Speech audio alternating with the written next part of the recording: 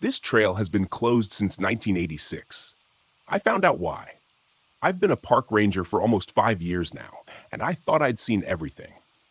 Drunken campers, lost hikers, black bears pawing through dumpsters, even the occasional cryptic scratch mark on tree trunks that someone swore was from a mountain lion, despite the fact that we haven't had those around here in decades. But last month, I found something that's been gnawing at my brain ever since. It was late October, just before the snow really starts coming down in the northern Rockies. I was pulling solo duty at Pine Haven National Park, a massive stretch of wilderness in Montana that doesn't get nearly as many visitors as places like Glacier or Yellowstone. It's quieter, less polished, and honestly, it's my favorite post. That night, I was supposed to patrol the Eastern Ridge trails, make sure no idiots were sneaking into camp without permits. We'd had issues before, college kids from Missoula thinking they're invincible, ignoring the warnings about early snow, or worse, the missing persons reports that still trickled in every couple of years. I was finishing up my thermos of gas station coffee, sitting in the cracked leather seat of the Ranger truck, when the radio crackled. Unit 4, you copy. I grabbed the mic. Yeah, this is 4. Hey, got a report of a light on the Elk Ridge Trail. Thought you should check it out before you clock out. Probably nothing. My stomach sank. Elk Ridge had been officially closed since 1986 after a rockslide wiped out a good chunk of the switchbacks. The park never reopened it. Too unstable, they said. But every now and then, you'd hear stories. Strange figures spotted near the trailhead, weird noises coming from that part of the park at night.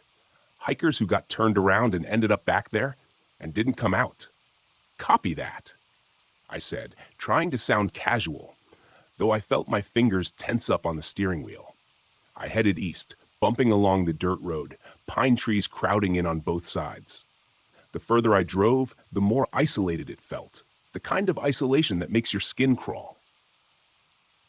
I couldn't help but glance in the rearview mirror every so often, half expecting to see headlights behind me, though I knew no one else should be out here.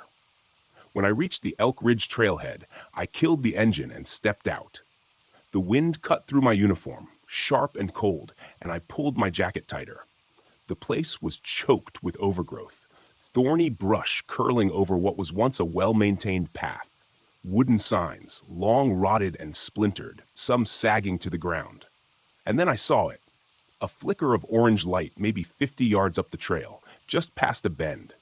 I told myself it was probably a lost hiker with a lantern or a flashlight, maybe even some dumb teens trying to scare each other. I radioed back, told them I was going in to check it out. As I made my way up the trail, the crunch of gravel and dead leaves under my boots sounded impossibly loud. I kept glancing over my shoulder, swearing I heard faint shuffling behind me. But every time I turned, the woods stood still, dark and unmoving. The light stayed steady ahead, just out of reach, like it was leading me deeper in. I should have turned back. Instead, I kept moving. About 20 minutes up, the trail narrowed. I rounded a sharp curve where the trees thinned slightly, and that's when I saw him. A man standing by what looked like the collapsed remains of an old wooden bridge. He was facing away from me, motionless, wearing what looked like a ranger's uniform, or at least what used to be a ranger's uniform. The fabric was faded, sun-bleached, the sleeves shredded. His boots were caked with mud, one laced, the other flopping open like he'd forgotten how to tie it. "Hey," I called out, trying to sound firm, though my throat felt tight. "This trail's closed. You all right?" He didn't turn, didn't even flinch. The lantern at his feet burned with that strange, steady glow, not flickering like a regular flame, more like a dim, constant beam. I took a cautious step closer, hand instinctively moving to the radio clipped on my shoulder. "Sir, you need to come with me. This area's off limits." Still nothing. And then his head jerked like he'd been yanked by invisible strings, twisting slightly toward me, but not all the way. I couldn't see his face clearly. Just the outline of a sunken cheek, a mouth half open. His jaw twitched once, then again, like he was trying to speak but couldn't form words.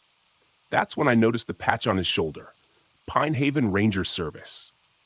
But the logo, it was the old design, the one they stopped using decades ago. and his name tag, barely hanging on by a thread, read Murray. I know that name. I've seen it in the break room on a faded, yellowed missing persons notice from 1986. Ranger Charles Murray disappeared during a routine patrol on Elk Ridge Trail. Never found. Presumed dead. I stumbled back, heart hammering in my chest, and then he turned fully. I can't describe his face. Not really. It wasn't rotted, not like a corpse, but it wasn't right either.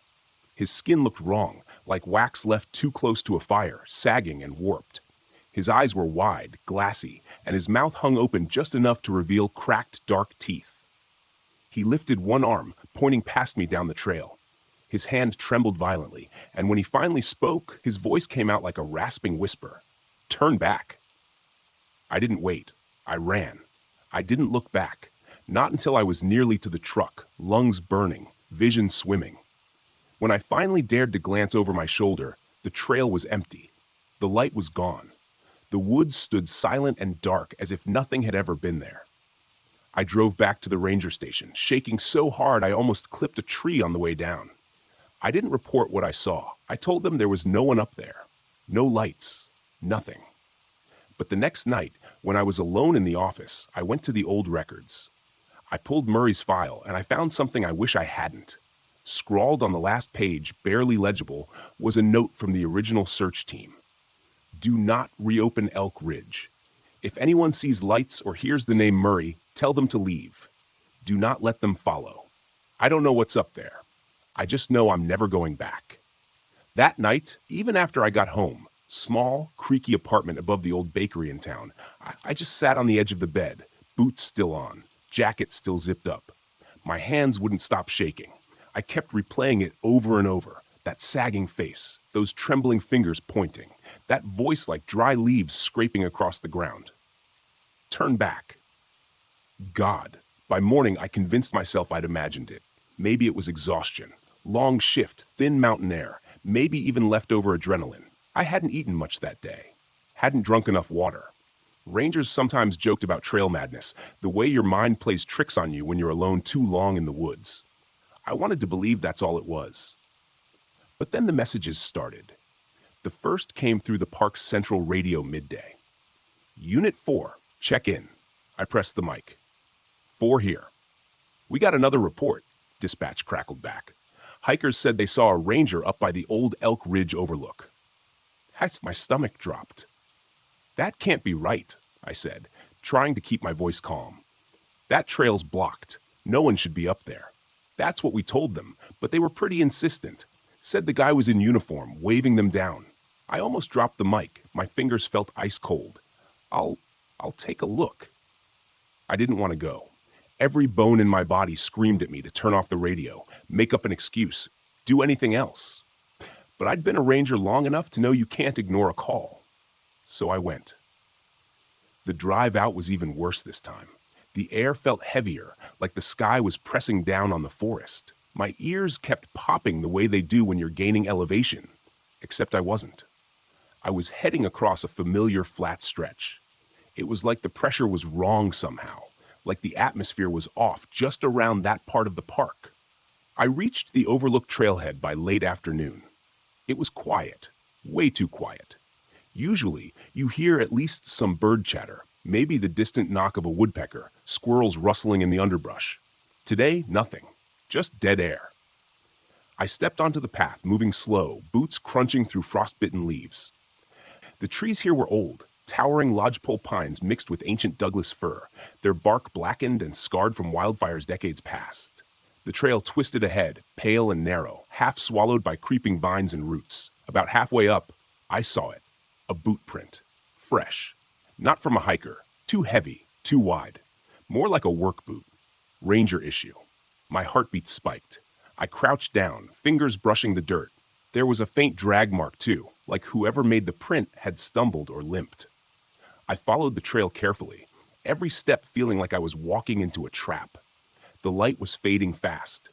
Twilight in the woods is a strange thing. Shadows thicken, and everything feels closer, tighter, like the trees are leaning in to listen. At the crest of the ridge, I spotted something through the branches. A figure. Not moving, just standing there. I raised my voice. "Hey, park ranger here? Are you all right?" The figure didn't react. I forced myself forward, closer. Now I could see he was facing away, just like before. Same uniform, old design, patch barely hanging on, same muddy boots. It was him. "Murray," I called out, throat dry. The figure twitched. My breath hitched. I took a shaky step back, instinct roaring in my chest. And then, in a voice like brittle paper, "You shouldn't be here." I wanted to run. God, I wanted to turn and run, but my legs locked up. My mouth opened, trying to form words, but nothing came out. He turned slightly, enough that I could see the ruined edge of his face, cracked skin, sunken eyes, the corners of his mouth torn upward in a grotesque, slack smile. "Go back." And then, behind him, deeper in the trees, something moved. I don't know what it was. I couldn't see it clearly. Just a shape, tall, thin, gliding between the pines, barely making a sound. My brain scrambled, trying to make sense of it. Another person? An animal? But no, it was too tall, too smooth. Almost human, but not. I stumbled backward, heart hammering against my ribs. Murray's head snapped toward the movement, and for the first time I saw something flicker across his ruined face. Panic. He lifted one arm, pointing frantically at me. "Go." That broke the spell. I turned and ran. I don't remember the sprint back down the trail. I don't remember the drive. I just remember bursting into the ranger station, slamming the door behind me, chest heaving, lungs on fire. One of the other rangers, Sarah, looked up from her paperwork. "Jesus, you look like hell. What happened?" I tried to speak, but all I could manage was a broken, breathless whisper. "Something's up there." She frowned, confused. "On Elk Ridge? I thought you said it was just a dead trail." I shook my head. "No, there's something on that mountain." She opened her mouth, probably to tell me to calm down, but just then the radio crackled. "Unit 4, come in." It was dispatch. I snatched up the mic. "This is 4. A pause. Then, in a voice I swear to God sounded just like mine, distorted and slow, "Don't leave." I dropped the mic. Sarah's face went pale. We both just stared at each other. The static from the radio filled the room, the words echoing in the back of my skull. Don't leave. I didn't sleep that night either. And I knew, deep in my gut, this wasn't over. I didn't go into work the next day. I told them I was sick, called Sarah early, voice shaking, said I had chills, fever, whatever I could think of. She sounded surprised but didn't push. Honestly, I think she was relieved. Maybe she thought I needed a break after the weirdness yesterday. But the truth is, I didn't want to be anywhere near the park.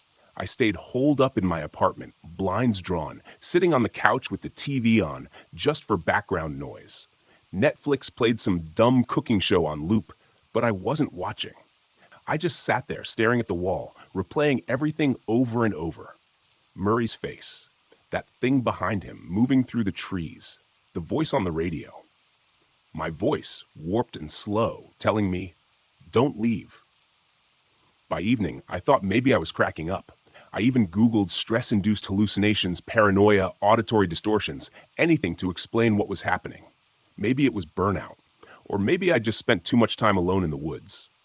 I was halfway convincing myself of that when my phone buzzed. Unknown number. Against my better judgment, I answered. Hello? At first, just static. Then a faint voice, barely audible over the hiss. Come back. I slammed the phone down so hard it bounced off the coffee table. I didn't sleep again. By 3 a.m., I was pacing the apartment, sweaty, jittery, jumping at every creak and car passing outside. I knew I couldn't stay like this. I needed answers. And there was only one place I was going to get them. By dawn, I was driving back toward Pine Haven. I kept telling myself I wasn't going to do anything stupid. I'd just swing by the ranger station, pull the old files, maybe talk to some of the senior guys. Hell, maybe I'd even tell Sarah what was going on. She'd seen how shaken I was. Maybe she'd believe me.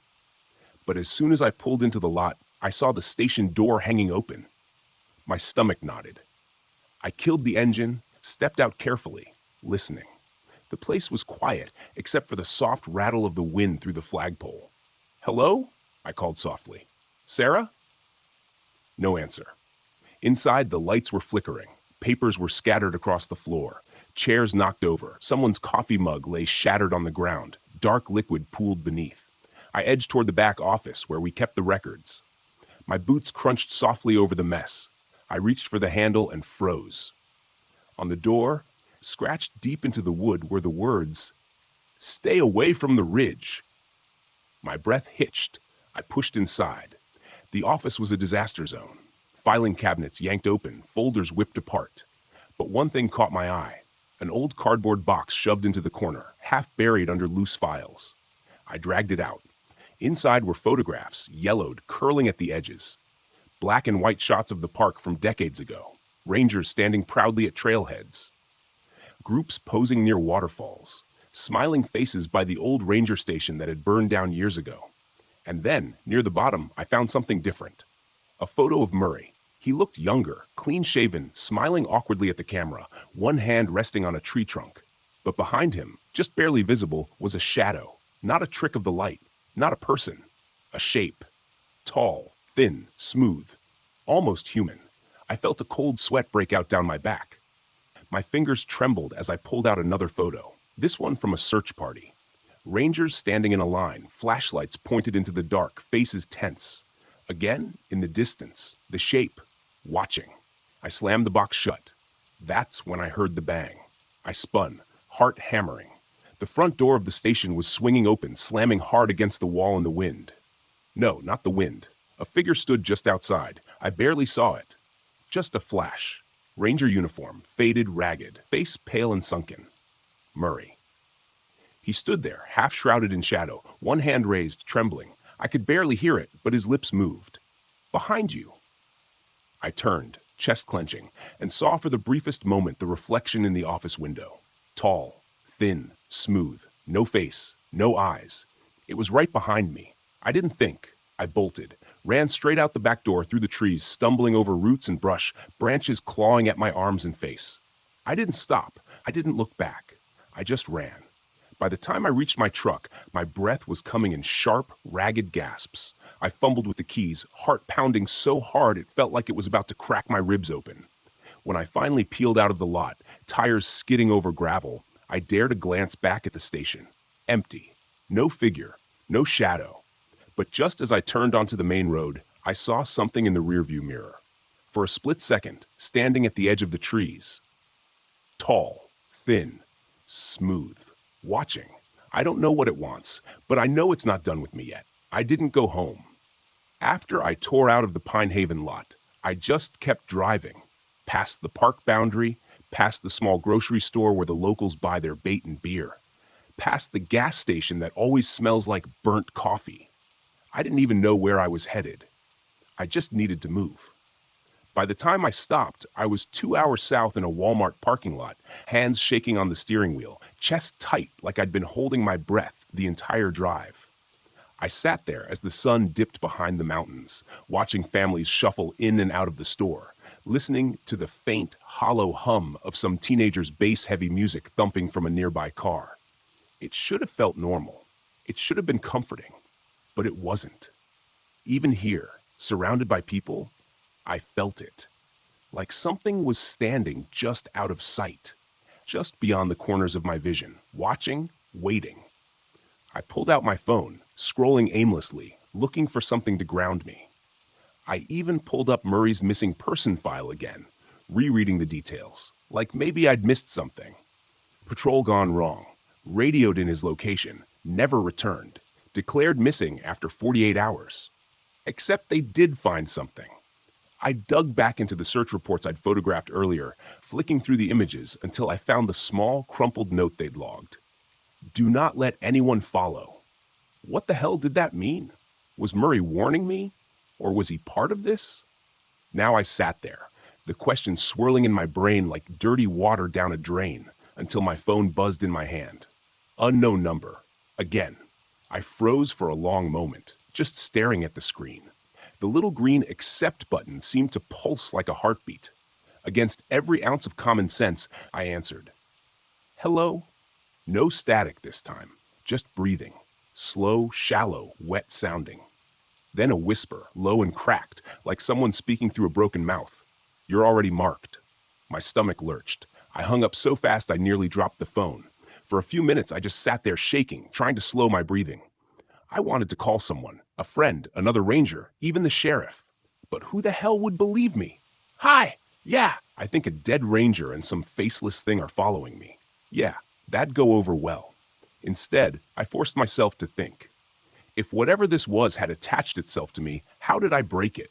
The only thing that made sense was going back. I didn't want to.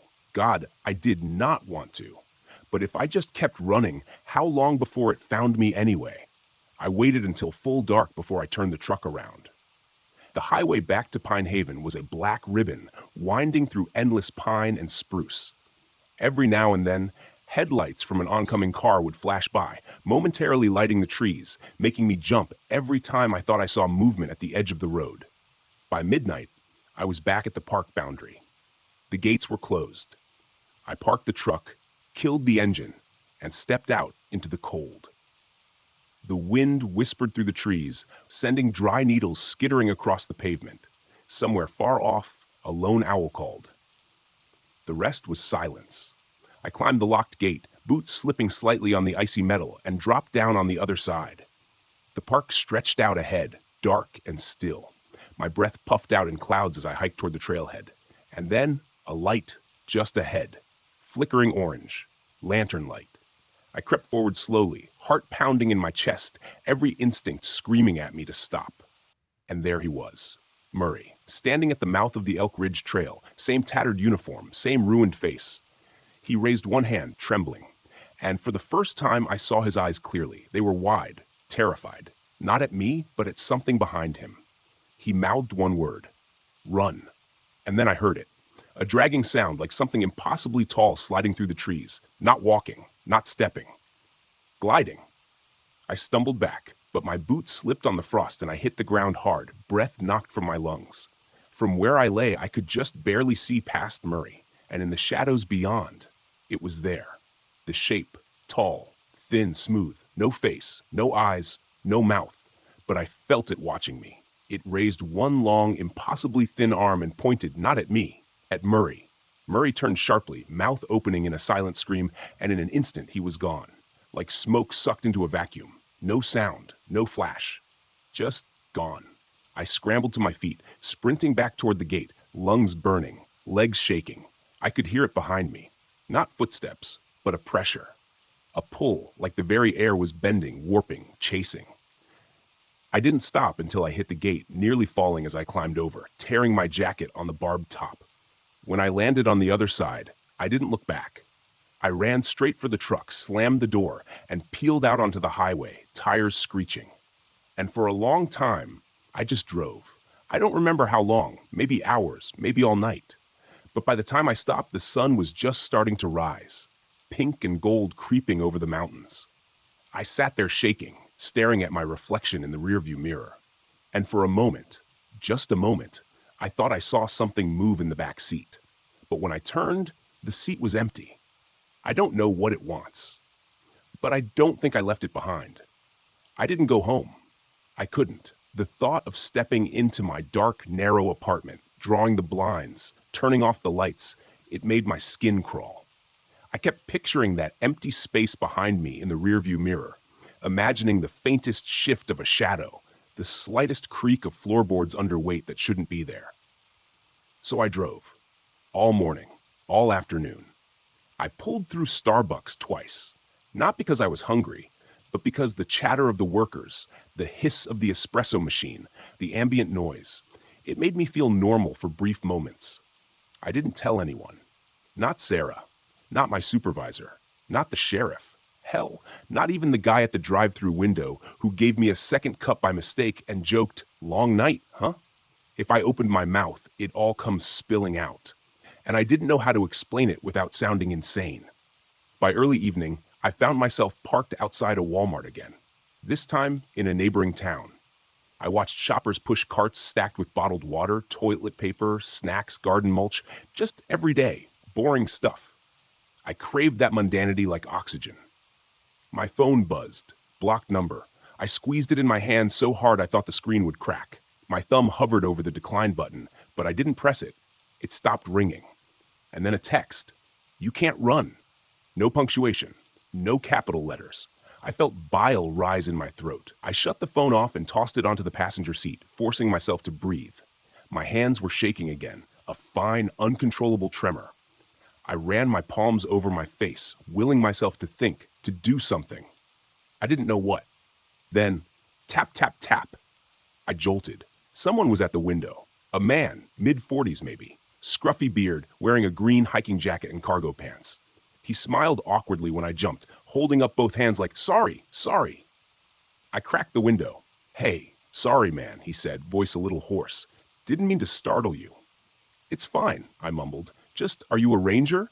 His eyes flicked to the gear on my passenger seat, the Pine Haven jacket, the radio, the battered park map.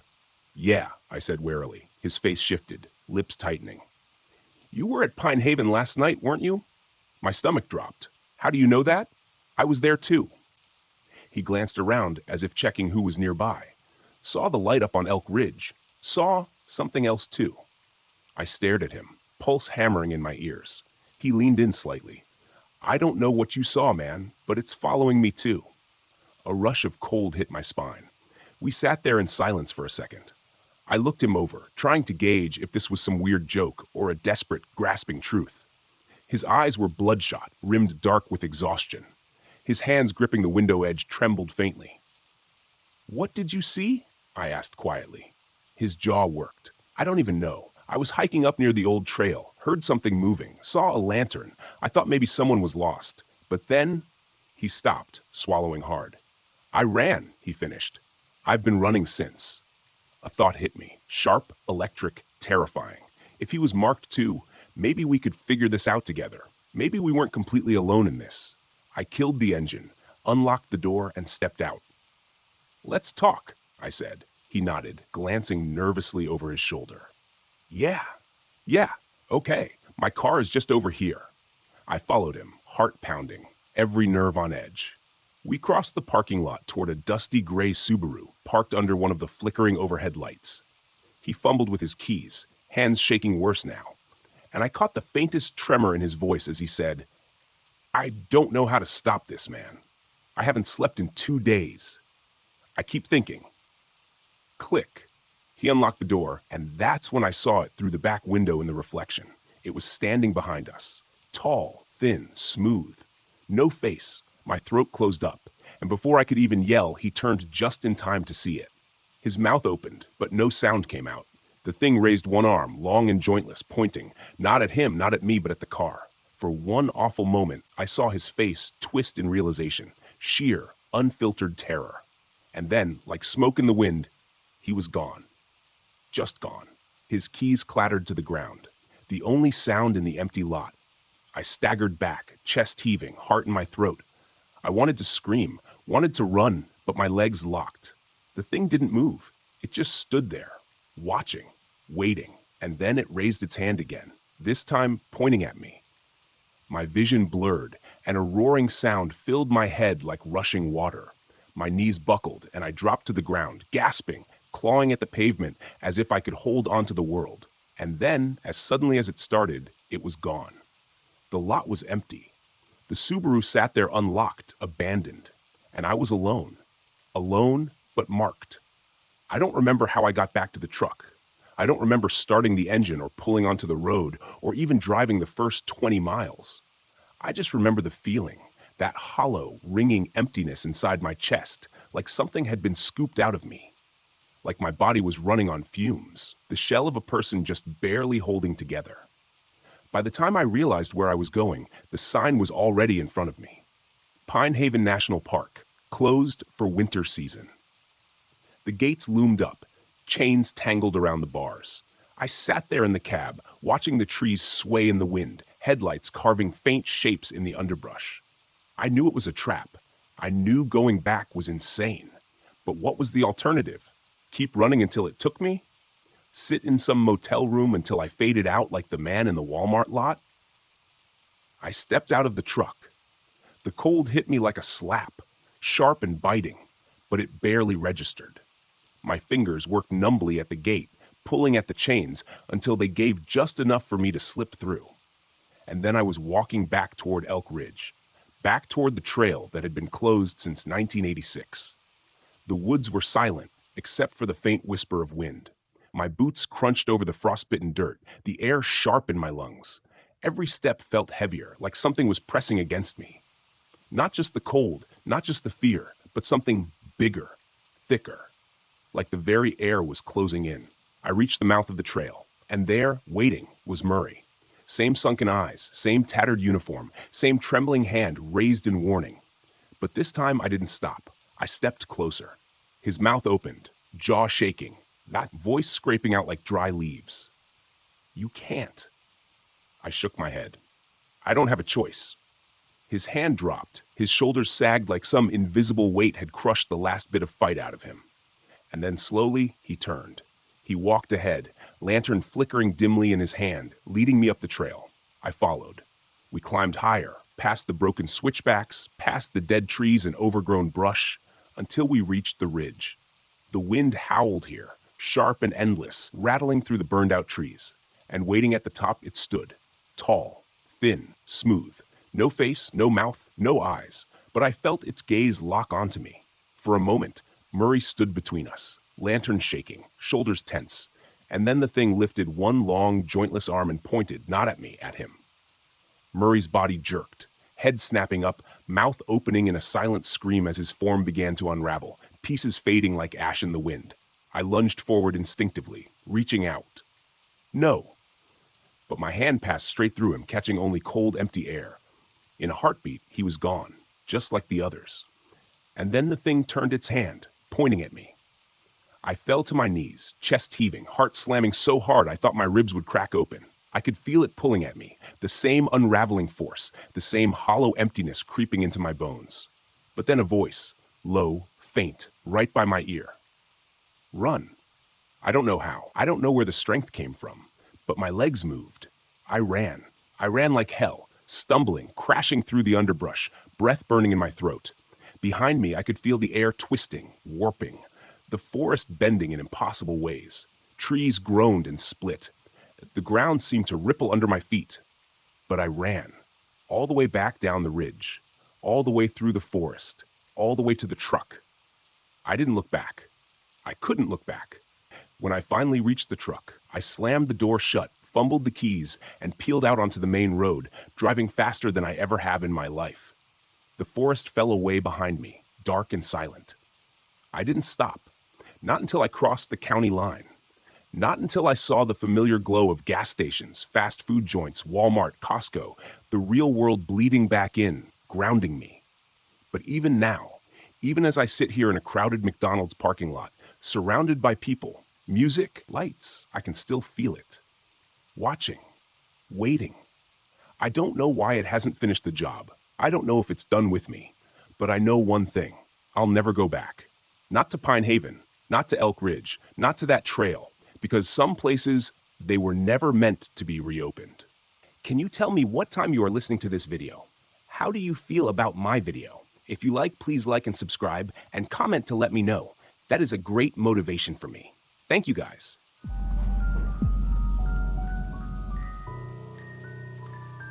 I've worked as a ranger at Black Hollow National Park for about 6 years. You've probably never heard of it. Most people haven't. It's one of those quiet, out-of-the-way parks somewhere in northern Oregon, surrounded by dense, old-growth forest and winding trails that barely see a dozen visitors a week. It's the kind of place you end up when you want to disappear for a while. I started there right after college, fresh-faced and eager, thinking it would be a peaceful, easy job. You know, long walks, fresh air, the occasional search and rescue when some clueless tourist wanders off trail. But I was wrong. It was the third summer I worked there when I first met Ranger Ellis. Older guy, probably mid-50s, with sharp eyes and this cold, hard smile that never quite reached them. The kind of guy who seemed friendly enough at first, but the more time you spent around him, the more you realized something was off. Ellis knew the woods better than anyone. He'd been at Black Hollow for almost 20 years. Everyone respected him, but no one really liked him. He'd tell these bizarre stories around the campfire when the younger rangers hung out at night. Hikers who went missing without a trace.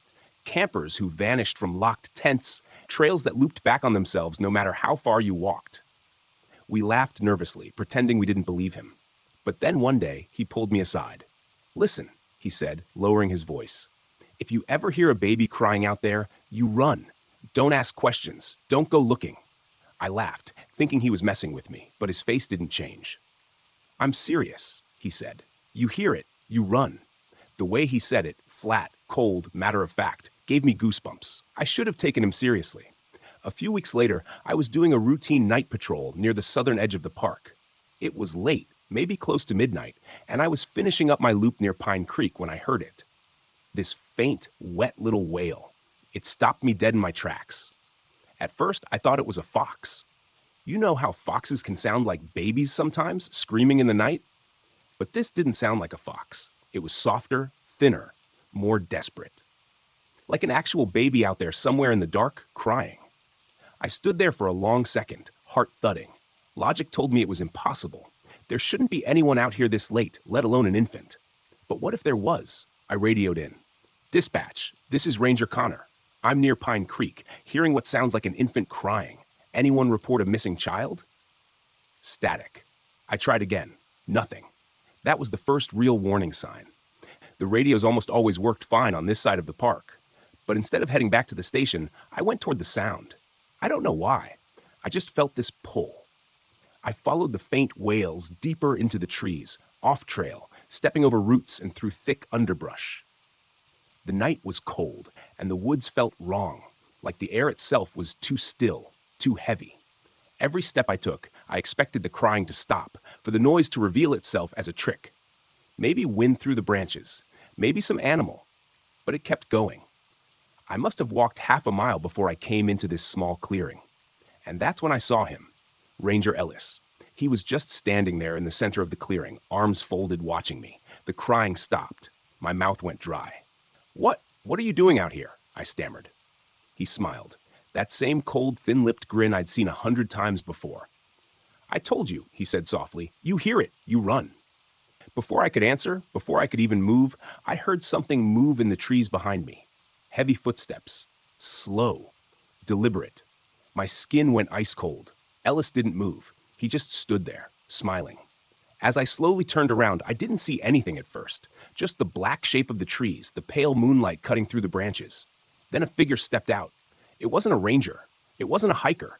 It was, I don't even know how to describe him. Tall, thin, wearing tattered clothes, layered and grimy, with long tangled hair hanging over his face.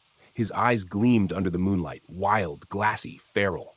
His mouth twitched in this jerky, unnatural way, like he was trying to smile but couldn't quite remember how. He didn't say anything. He just watched me. For a second, I froze. My body refused to move, like my brain couldn't process the threat in front of me. Then I turned, bolted through the clearing, and ran. I heard Ellis's voice behind me, calm and flat. "Run fast." Branches whipped against my face. My lungs burned. I didn't look back. I could hear him crashing through the trees behind me. Heavy. Fast. Too fast. I don't remember how long I ran. Maybe minutes, maybe longer. All I remember is bursting out of the tree line near the ranger station, slamming the door behind me and locking it. I collapsed onto the floor, gasping, shaking, drenched in cold sweat. When I finally looked up, Ellis was standing outside the window, just watching me. Smiling. I didn't sleep that night. I sat in the dark ranger station, lights off, staring out the window where Ellis had been. He was gone now, just the empty woods staring back at me. But that image of him standing there, grinning, wouldn't leave my mind.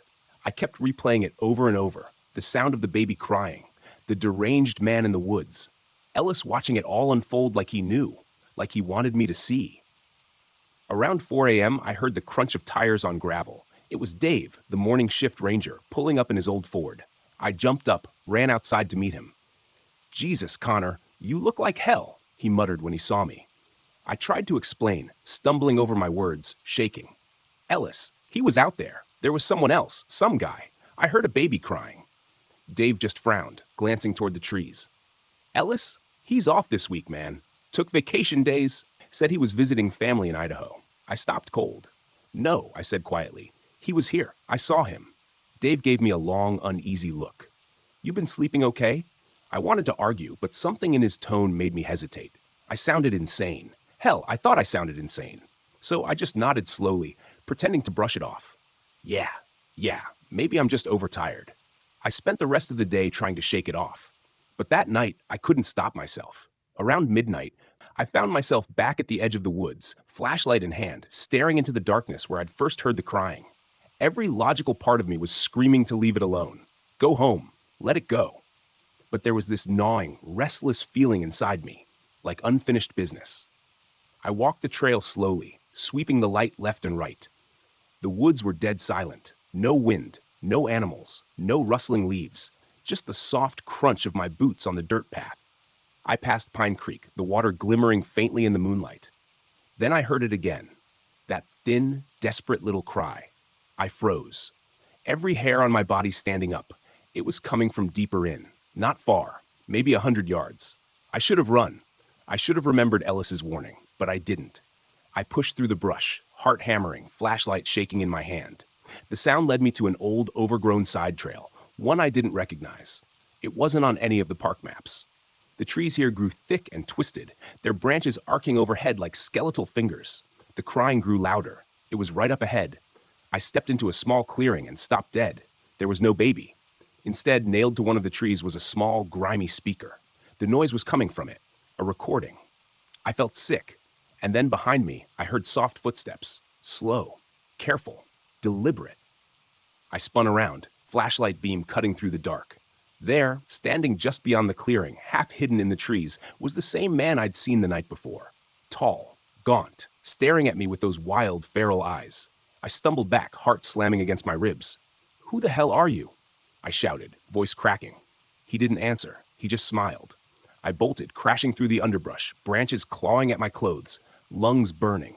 I didn't stop, didn't look back, didn't think. I ran blind, praying I wouldn't trip or break an ankle in the dark. I don't know how long I ran before I reached the main road. I collapsed on the gravel, gasping, shaking, heart trying to pound its way out of my chest. I lay there for a long time, staring up at the stars, trying to convince myself this wasn't happening, that I wasn't losing my mind. The next morning, I went straight to the station. I wanted to tell someone, Dave, the supervisor, anyone. But when I got there, Ellis was back. Sitting at the desk, sipping coffee like nothing had happened. "Morning," he said casually, flashing that cold little smile. I just stared at him. He tilted his head slightly as if studying me. "Long night?" he asked. I didn't answer. Couldn't. My mouth was dry, my hands trembling. Ellis just chuckled softly and turned back to his paperwork. That's when I realized something. He knew. He knew what was out there. And for some reason, he wanted me to know too. That was the moment I understood I wasn't just dealing with some random creep in the woods. This went deeper. Ellis wasn't just a ranger. He was part of it. I didn't go home that night. I sat in my truck just outside the ranger station, engine off, watching the dark silhouette of the building through the windshield. Every so often, I'd catch movement inside, the faint glow of Ellis's flashlight sweeping across the windows as he made his rounds. I couldn't bring myself to go back in. Not after the way he'd looked at me earlier, like he was waiting for something. I kept replaying it in my head. The speaker nailed to the tree, the fake crying, the deranged man watching me from the tree line. The way Ellis had shown up just as casually the next morning, sipping his coffee like it was just another Monday. I stayed out there until the sky started turning gray, thinking maybe the light would make me feel sane again. But it didn't. By 7 a.m., I decided to tell someone. I drove to the main visitor center, where Ranger May worked the front desk. She was one of the newer hires, only a couple years in. But she was sharp, and more importantly, she didn't seem as tight with Ellis as the others. She gave me a concerned look as soon as I walked in. "Connor, you okay? You look like hell." I laughed shakily. "Yeah. No. Listen, can I talk to you?" We went into one of the back offices and closed the door. I told her everything. I didn't hold anything back. Not the baby cries, not the speaker in the woods, not the stranger watching me, not even Ellis's weird behavior. I expected her to laugh or give me that polite, worried look people use when they think you're losing it. But she didn't. Instead, her face went pale. "You heard the baby too?" she whispered. I froze. "What do you mean, too?" She glanced nervously at the door, lowering her voice. "A couple months ago, I was on patrol out by the Western Ridge. Same thing. Middle of the night, dead quiet. And then this baby crying. It sounded so real, Connor. I followed it, but I never found anything. I didn't tell anyone because, well, honestly, I thought I was just tired. But you're saying you saw someone too? I nodded, heart hammering in my chest. May swallowed hard, fidgeting with the edge of her sleeve. Look, you know how Ellis always jokes about people going missing here? Yeah. She leaned in, eyes wide. It's not a joke. I looked it up. We've had more missing persons reports in this park than anywhere else in Oregon. Hikers, campers, even a couple rangers. Just vanished. And you know what's weird? I stared at her. All of them disappeared near Pine Creek. I felt the bottom drop out of my stomach. Before I could respond, the office door creaked open. Ellis stood there, smiling that same thin, cold smile. Morning, you two, he said casually. Everything all right in here? May stiffened. Yeah, just going over some reports. Ellis's eyes flicked to me, lingering for a second too long. Well, good, he said softly. Connor, why don't you join me for a quick patrol later? I'd love to show you something interesting out by the southern trails. I wanted to say no. Every nerve in my body screamed at me to decline, to run, to get away. But I heard myself mumble, yeah, sure. Ellis smiled wider. Good. Meet me at the station at sundown. And then he was gone. As soon as the door clicked shut, May grabbed my arm. Don't go, she whispered. Connor, don't go with him. I shook my head, heart racing. What choice do I have? If I say no, he'll know we're on to him. May looked panicked, glancing toward the door. Then I'm coming too, she said firmly. That night we met Ellis at the southern station, just as the sun was dipping below the trees. He greeted us with that same calm, pleasant tone, but his eyes flicked between the two of us, and for the first time, I thought I saw a flicker of annoyance. Still, he didn't say anything, just handed us each a flashlight and led the way down the darkening trail. We walked for a long time, deeper into the woods than I'd ever gone before. The air grew colder, the trees denser, the night pressing in around us like a weight. Ellis walked ahead, humming softly to himself. I exchanged a nervous glance with May. Finally, Ellis stopped. We were back at Pine Creek, the place where I'd first heard the crying. Ellis turned to us, smiling faintly. You know, he said softly, most people think the woods are empty at night, but they're not. You just have to know where to listen. And then, as if on cue, we heard it. That faint, pitiful baby wail drifting through the trees. Ellis tilted his head slightly, listening. You hear that? He whispered. Beautiful, isn't it? I felt May grab my arm, trembling. But Ellis just smiled, stepped aside, and gestured to the trees. Go ahead, he murmured. Follow it. Find out where it leads. I stared at him, and in that moment, I realized something that made my blood run cold. Ellis wasn't leading us to the sound. He was leading it to us. I didn't move. Neither did May. We just stood there, flashlights trembling in our hands, that thin, awful baby wail winding through the trees. It sounded closer now. Too close. Like it was circling us, slipping between the trunks just out of sight. Ellis gave a small, patient sigh. You're wasting time, he murmured. It doesn't wait forever. May squeezed my arm hard. I could feel how cold her fingers were, how fast she was breathing. What the hell is this, Ellis? I asked quietly, voice shaking. His grin widened. I told you, some things you don't go looking for. But if you do, well, then you belong to them. Suddenly, the baby's cry stopped. The woods fell dead silent. I heard a soft shuffle behind me, dry leaves stirring under a heavy foot. I spun, flashlight beams slicing through the dark, but saw nothing. Just tangled undergrowth, tall trees, shadows. May's voice came out in a whisper. Connor, we need to go. Ellis didn't move. He just watched us, smiling faintly, like this was all some private joke only he understood. I stepped back, grabbing May's hand. We're leaving, I said, forcing my voice to stay firm. Ellis chuckled softly. You think you can? Then behind him, something moved. Not a person. No, this was something bigger. A tall, lurching figure slipped between the trees so fast I barely caught it. Long limbs, matted hair, clothes hanging in tatters. That same wild glint of eyes reflecting the flashlight beam for just a heartbeat. May gasped, covering her mouth. Ellis didn't flinch. It likes you, Connor, he murmured. That's why it's been calling. I didn't wait to hear more. I yanked May hard, dragging her back down the trail, running full tilt through the woods. My legs burned, branches slapped at my face. My lungs were on fire, but I didn't stop. I could hear Ellis laughing behind us, soft and low, and underneath that, the crashing of something through the trees, fast and heavy. Keep going, I gasped. Don't stop. We stumbled, fell, scrambled back up. We were almost to the old service road when I heard May scream. I spun around and saw him, the tall, filthy man from the woods just a few yards behind her, half crawling, half lurching forward with this grotesque broken movement, like his limbs didn't bend the right way anymore. His face twisted up in this awful jerky grin, eyes wide and glassy, hands stretched out toward her. "Run!" I roared, shoving her forward. We hit the road, sprinting toward the parked truck. I fumbled with the keys, yanking the door open, shoving May inside. My hands were shaking so hard, I nearly dropped the keys twice before jamming them into the ignition. The engine coughed, sputtered. "Come on! Come on!" It roared to life. I slammed it into reverse, tires kicking up gravel, and spun the truck around so fast I nearly flipped us into the ditch. We tore down the road, trees whipping past in the headlights, May sobbing quietly beside me. I didn't slow down until we hit the main highway. Even then, I kept glancing in the rearview mirror, half expecting to see that thing loping after us down the road. But there was nothing. Just the empty, silent forest fading into the night. We didn't speak until we reached May's place.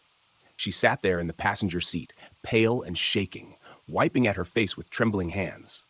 "What the hell was that?" she whispered finally. I didn't have an answer. I still don't. But one thing was clear. Ellis had been right about one thing. Once you hear the crying, it's already too late. The next morning, I went back to the ranger station. I don't know why.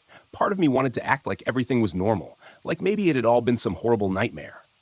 Ellis was there, sitting at the desk, smiling faintly. "Morning," he said casually. I didn't answer, just walked past him, grabbed my gear, and left. When I got outside, I noticed something under my windshield wiper. A scrap of paper folded neatly. Hands shaking, I opened it.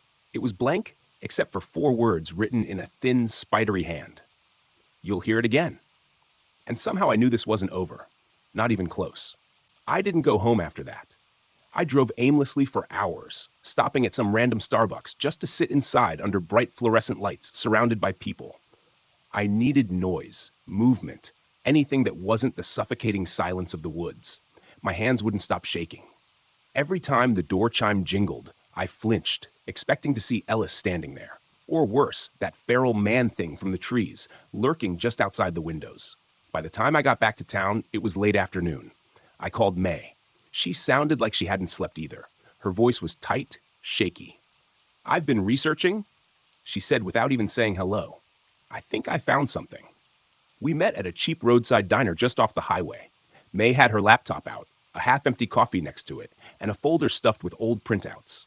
She looked exhausted, eyes rimmed red, hair pulled into a messy bun, dark circles under her eyes. She pushed the folder toward me. "Missing persons reports," she said quietly. "All from Black Hollow. Some of these go back 30, 40 years. Hikers, campers, hunters, people who just vanished. But here's the part no one talks about. Most of them heard something before they disappeared. Screams, voices, crying." I flipped through the papers, heart sinking. "These aren't just accidents," May whispered. "There's a pattern here." I kept turning pages. Some of the cases were old, barely legible copies of handwritten reports. One caught my eye. Ranger Sarah Clean, disappeared 1994, last seen on night patrol near Pine Creek, reported hearing infant cries in the woods, never found. My stomach twisted. It was the exact same area, the same sound, the same lure. "This thing," May said, voice trembling. "Whatever it is, it's been here a long time. And Ellis, I think he's part of it." I stared at her. "What do you mean?" She swallowed hard. "What if he's not just another ranger? What if he's keeping it fed?" My chest went cold. The idea was insane, and yet everything in me knew it was right. Ellis didn't chase the thing away. He didn't warn people to keep them safe. He wanted us to hear the sound. He wanted us to follow it. We were just the latest in a long, quiet line of disappearances. I leaned back in the booth, rubbing my face. "What do we do?" I muttered. May shook her head. "I don't know. We can't exactly go to the cops and tell them the senior ranger is feeding people to some whatever the hell in the woods." I stared blankly at the table, heart thudding. But then, as if on cue, my phone buzzed. I nearly dropped it when I saw the message. It was from an unknown number. "You can't hide in town forever." I showed it to May, my throat dry. She paled. "He knows." I nodded slowly, pulse hammering in my ears. We both sat there for a long moment, just staring at the screen, the diner noise fading around us. Finally, I spoke. "We need to end this." May's eyes widened. "What do you mean?"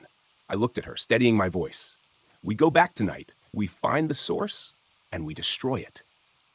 She looked terrified, but after a second, she nodded. We both knew we wouldn't get another chance. That night, we loaded up everything we had. Heavy flashlights, hunting knives, extra batteries, even a flare gun I dug out of the old supply shed. We parked at the southern edge of the park near the old ranger cabin and slipped into the woods under cover of darkness. Every step felt heavier, like the trees themselves were pressing in closer. Somewhere ahead, I swore I could already hear it, that thin, faint wail drifting on the wind. May gripped my arm, her flashlight beam jerking back and forth. "I don't like this," she whispered. Neither did I. But we kept going. It took over an hour of weaving through narrow trails and overgrown paths, but eventually we reached Pine Creek. The moon was high, silver light painting the water black. We crouched low, scanning the clearing. And then we saw him.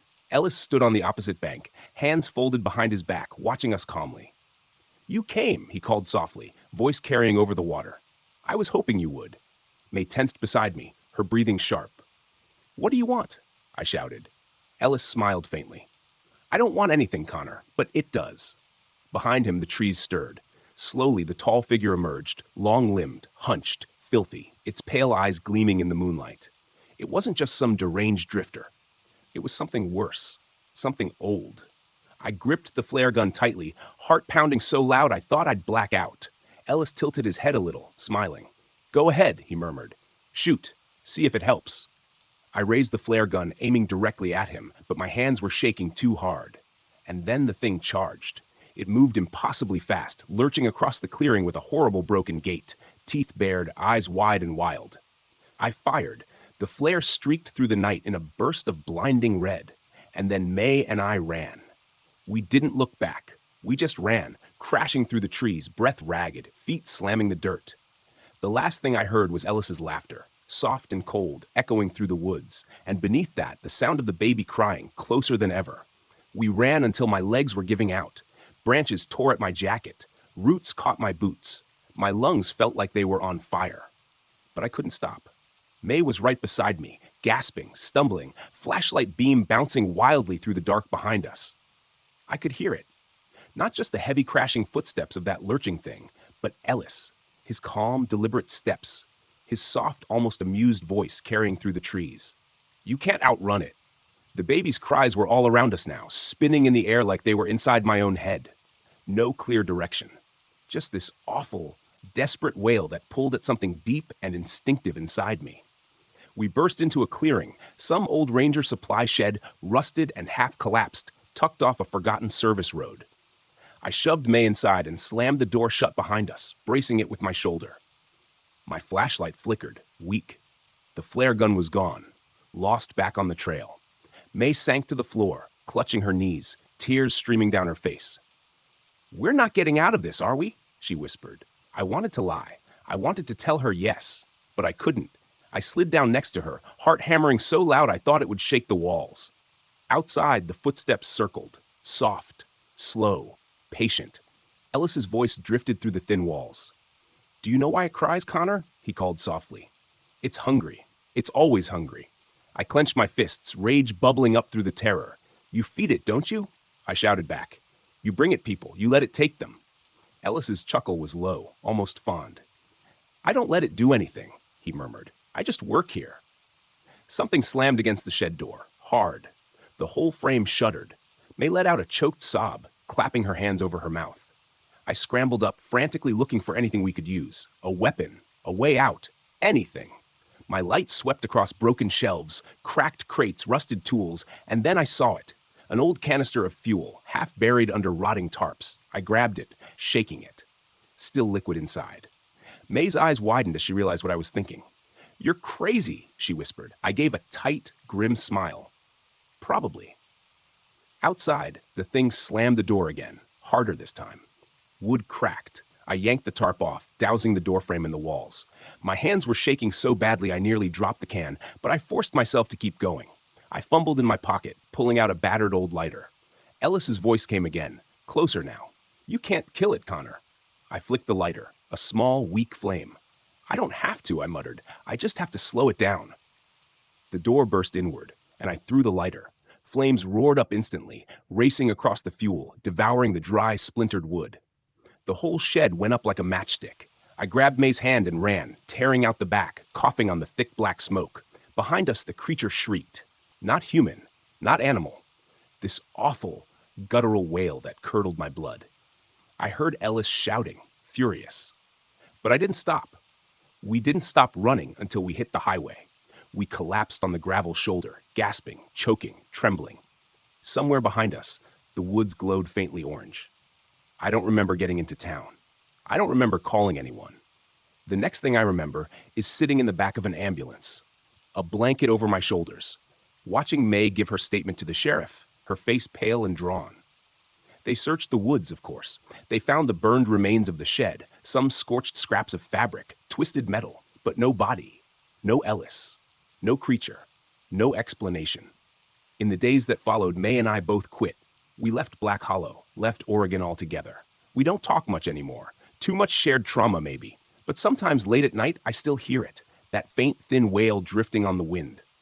And I remember what Ellis said, the last thing I ever heard from him. You can't kill it, Connor. I believe him now. You can burn the trees. You can tear down the shed. You can run and run and run. But if you hear that baby crying in the woods, you run, because it will never stop looking for you.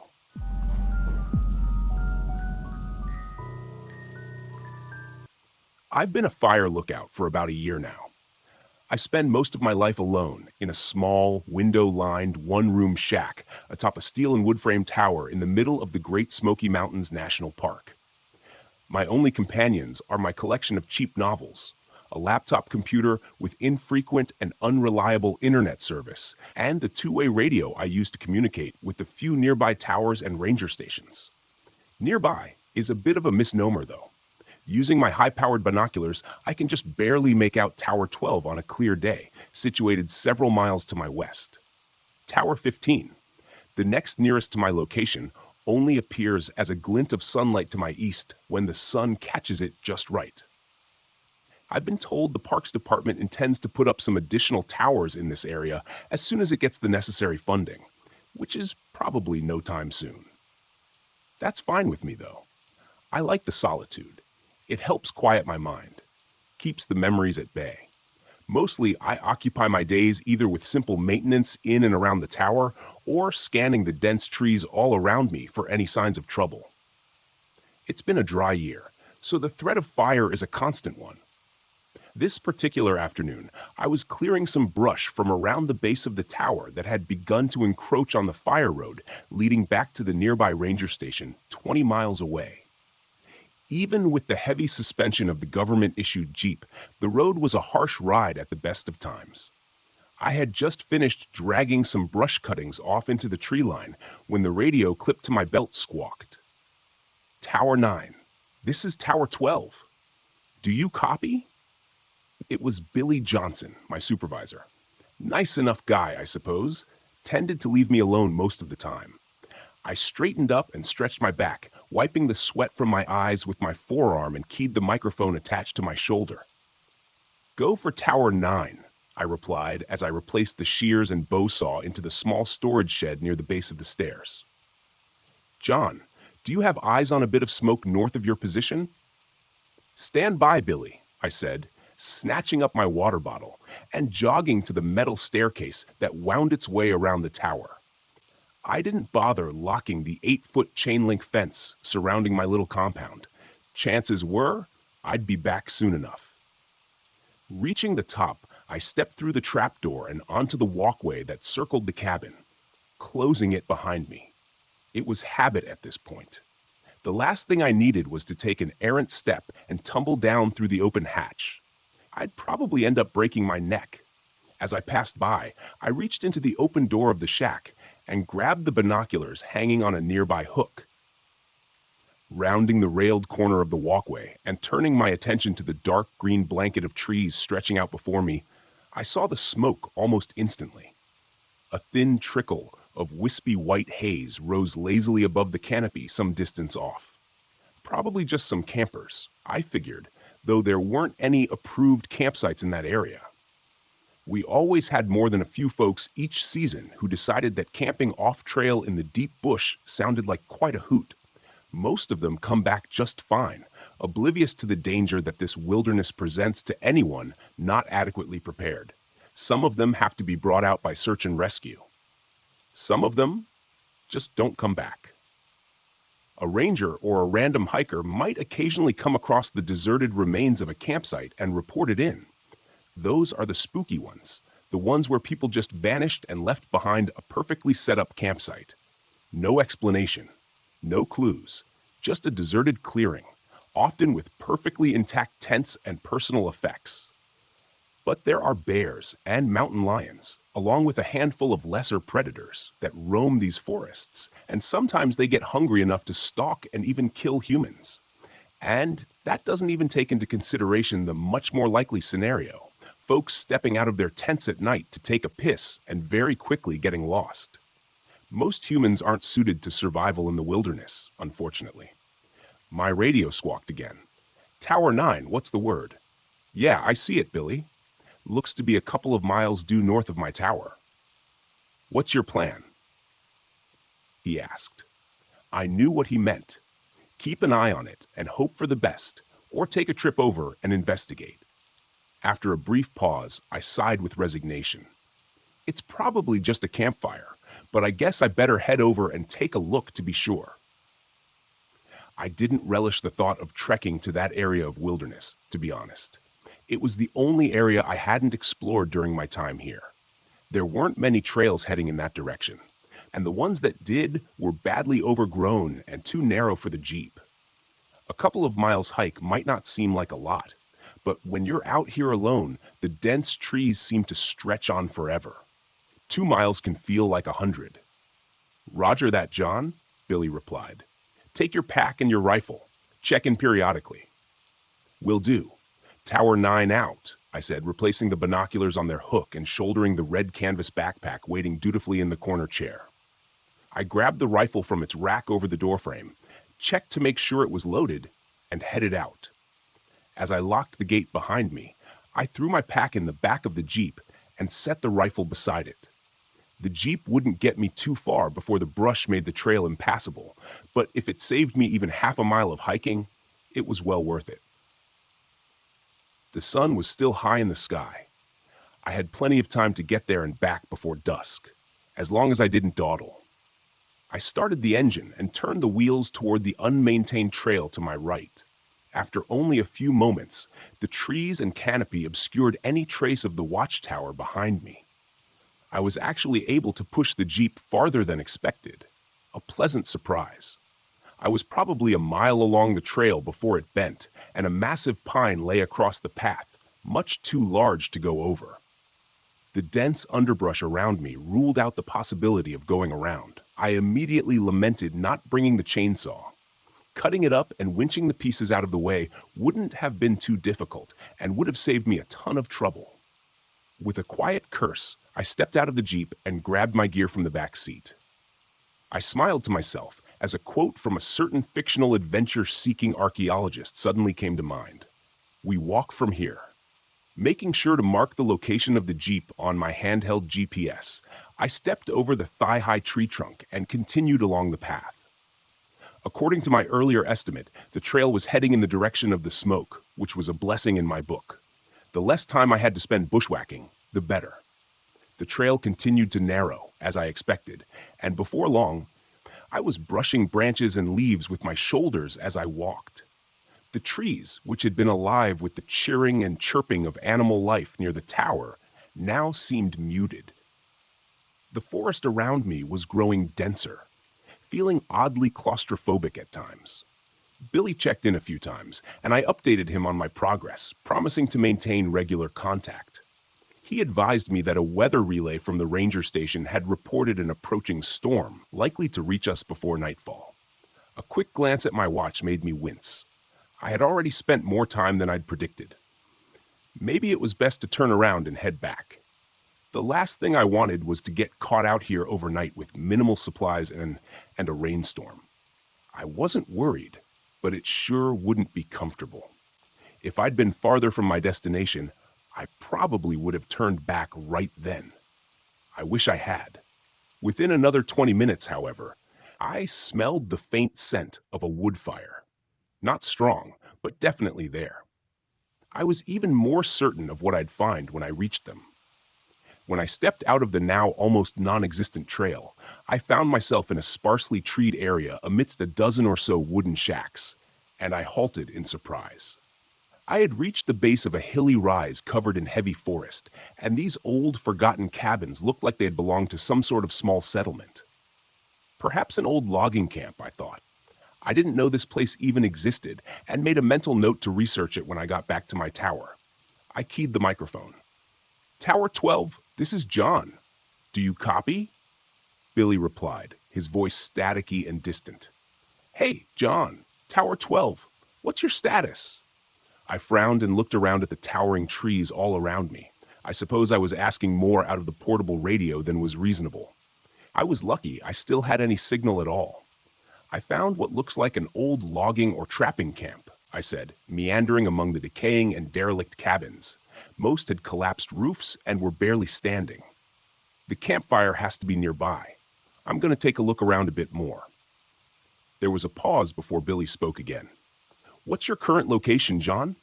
I glanced at my handheld GPS and relayed my position. Another pause. "John, I think you should probably just turn back. Come back, okay? You don't have many more hours of daylight left, and that storm looks like it's getting worse." Something in his voice sounded off, but I couldn't quite place it. Nervous, maybe? I couldn't blame him. My safety was his responsibility, and the idea of one of his lookouts being caught out in a storm overnight probably didn't sit well.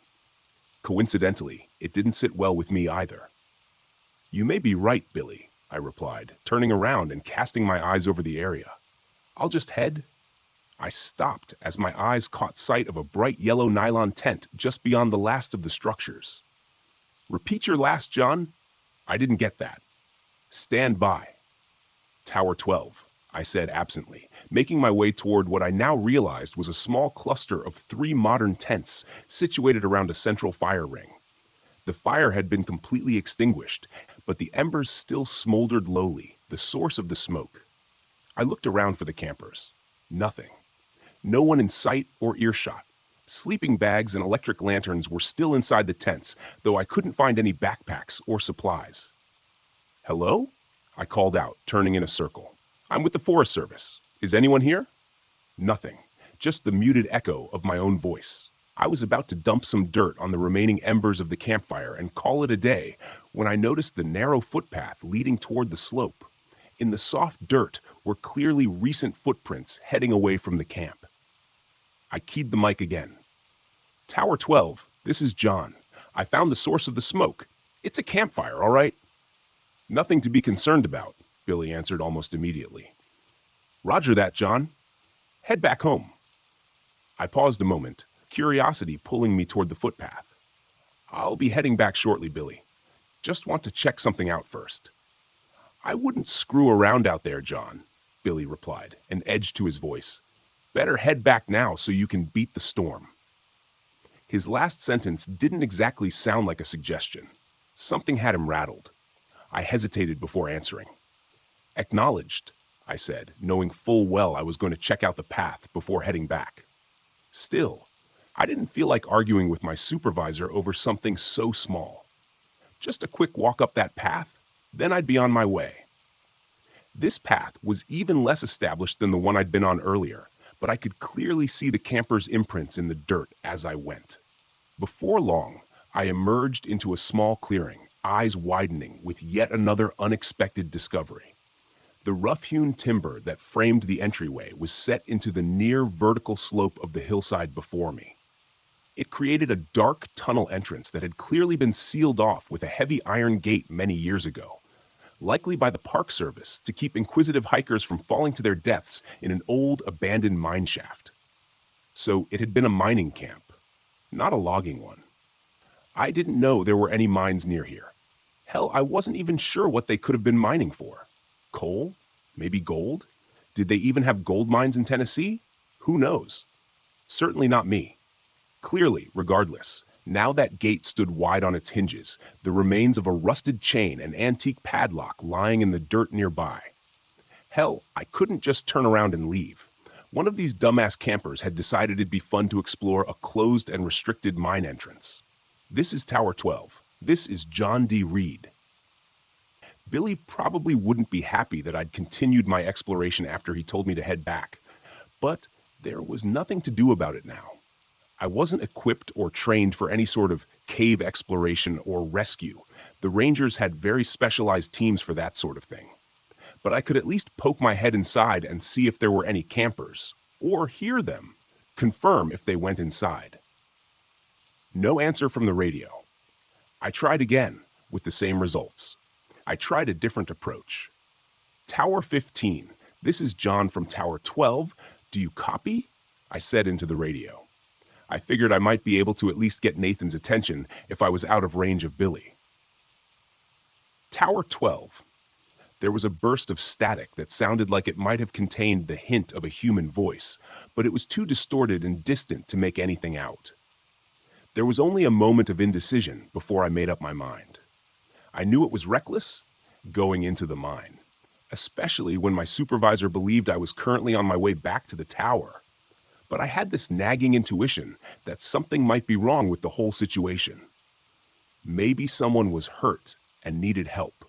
I couldn't just leave them there, knowing that I might be their only chance of rescue. In retrospect, I should have turned back and called it in to the ranger station. They could have mobilized the search and rescue teams that specialized in cave rescues. I should have. But I didn't. I pulled my powerful LED flashlight from my pack, turned it on, and headed into the pitch-black darkness of the mine entrance. The walls and floor had been smoothly carved many years ago, which made my footing uneventful, and the tunnel itself was mostly a straight shot. Several times during the first few minutes, I turned back to watch the bright square of daylight at the entrance gradually shrink to a pinpoint of light. By the time I'd taken the first dogleg turn of the tunnel, I was in complete darkness. It was a very strange feeling, oppressive almost. At one point, I turned off my flashlight experimentally, but after only a few seconds, I quickly flicked it back on. In that short time, my heart had been pounding in my chest, and some primal fear had begun growing inside me. It took a moment to calm myself. The darkness was absolute. It was almost as if you could feel it pressing in on you. My footsteps seemed much louder than they should have on the dirt floor, and the air was growing cold and damp the further I went. After another 100 feet or so, the smoothly carved tunnel ended abruptly in a wall of rubble. I couldn't tell if it was a cave-in at some point, or if this was simply where the miners stopped digging and hadn't bothered to remove the debris. But either way, it certainly appeared to be the end of the line. And then I saw it. I almost missed it because of the way the light and shadows played over the head-sized rocks strewn before me. But when I looked closer, I realized I was looking at a ragged hole in the wall. It was only 5 feet across or so, and definitely didn't look like the deliberate formation of the tunnel I was standing in now. It almost looked like the miners had broken into a natural void of some sort. Interesting. But there was no way in hell I was going in there. I was definitely not trained or outfitted for any sort of spelunking trip, and it didn't seem the sort of thing suited to the learn-as-you-go method. Just as I was turning back to make my way out of the mine, I heard the distant sound of voices echoing from the opening in the stone wall. The sound was faint, and may have just been my imagination, but I didn't think so. "Hello?" I called, pressing my face into the black abyss of the hole. "Can you hear me? I'm with the Park Service. I'm here to help you." Nothing.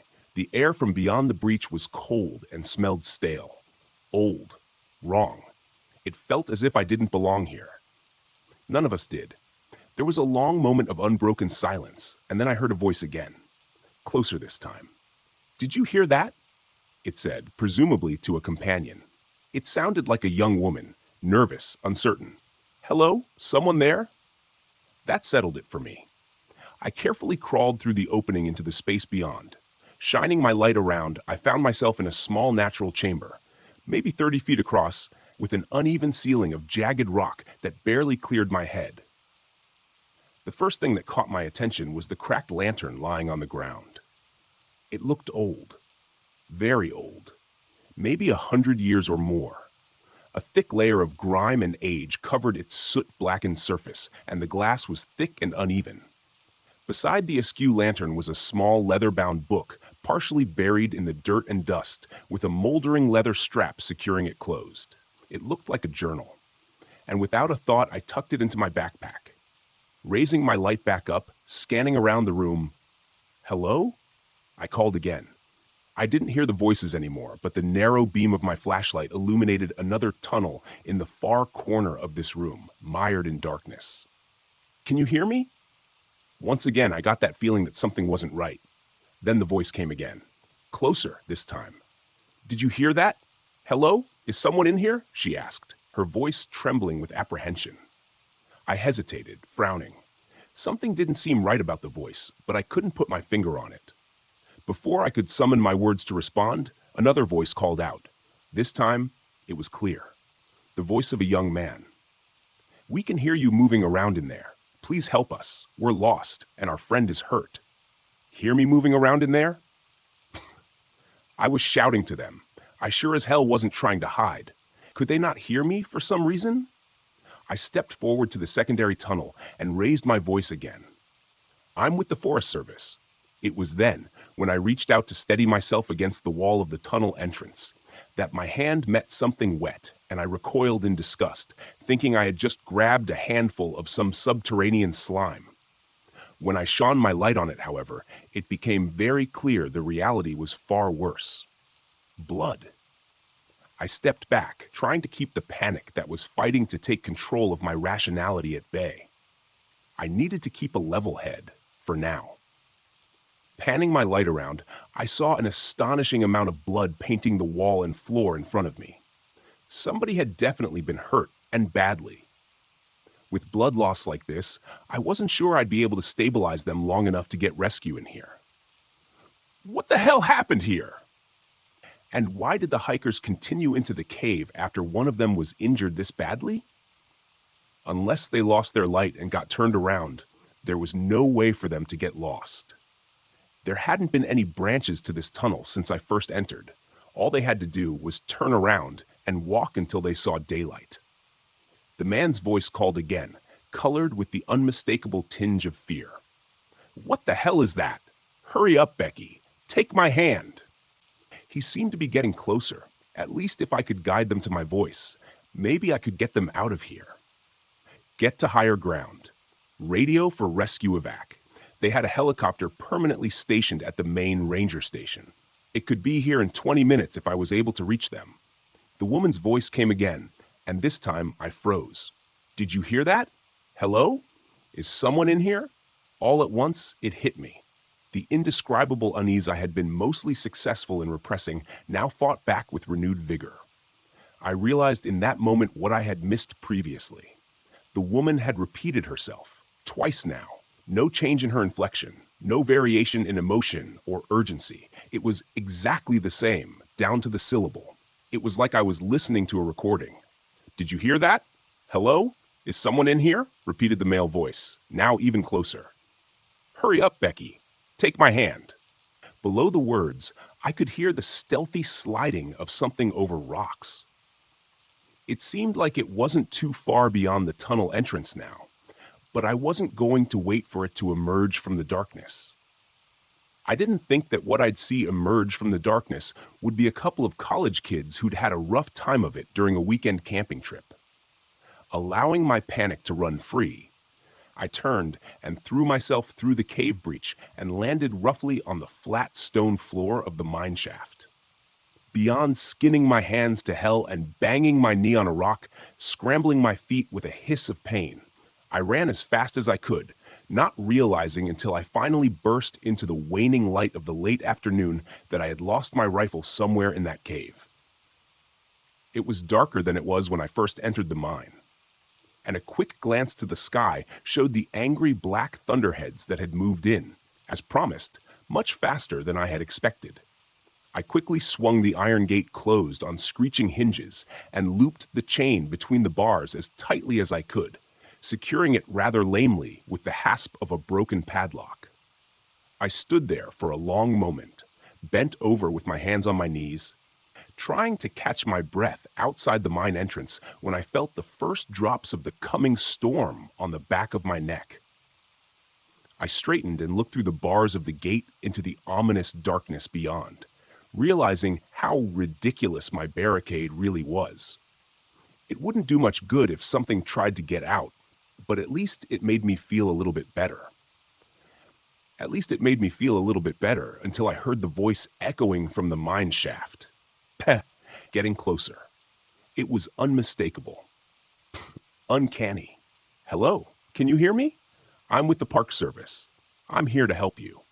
By the time dawn arrived the next morning, I had climbed down from my temporary shelter in the low boughs of the red cedar and tried to work out all the painful kinks from my stiff shoulders and neck. The night had not been kind to me, but I was alive, which is more than my fiercest mind expected after yesterday. The night had been harrowing. There was no better word to describe it. The rain hissed among the trees and stung exposed skin angrily, driven by the banshee wail of the wind rushing through the forest, accentuated by the chaotic flashing of lightning and the heart-stopping crack of thunder. Because of this relentless chaos, it's difficult to say with any certainty. But throughout the night, I thought I heard something large trying to move stealthily in the forest near my shelter. I say, trying, because it felt like whatever stalked through the underbrush was more at home in the unnatural, Stygian gloom of a cave than under the watchful eyes of nature. Of course, it could just as easily have been my imagination. In the first dim light of dawn, as it started to illuminate the sodden and dripping forest, I spent the better part of 20 minutes straining my eyes with every ounce of concentration as I scanned the gray woodlands around me. I was only 10 feet or so above the ground, but there was no way I was going to step foot from my hide until I was absolutely certain that I was alone. Once I was satisfied, I was alone for the moment. I climbed down to the muddy ground. I tried the radio several times through the night and into the morning, but wasn't able to get even a burst of static that might indicate someone trying to respond. A combination of the storm and interference from the trees worked against me. My first thought was to get back to my Jeep as quickly as possible and run every drop of gas out of its tank, trying to get as far away from this place as I could.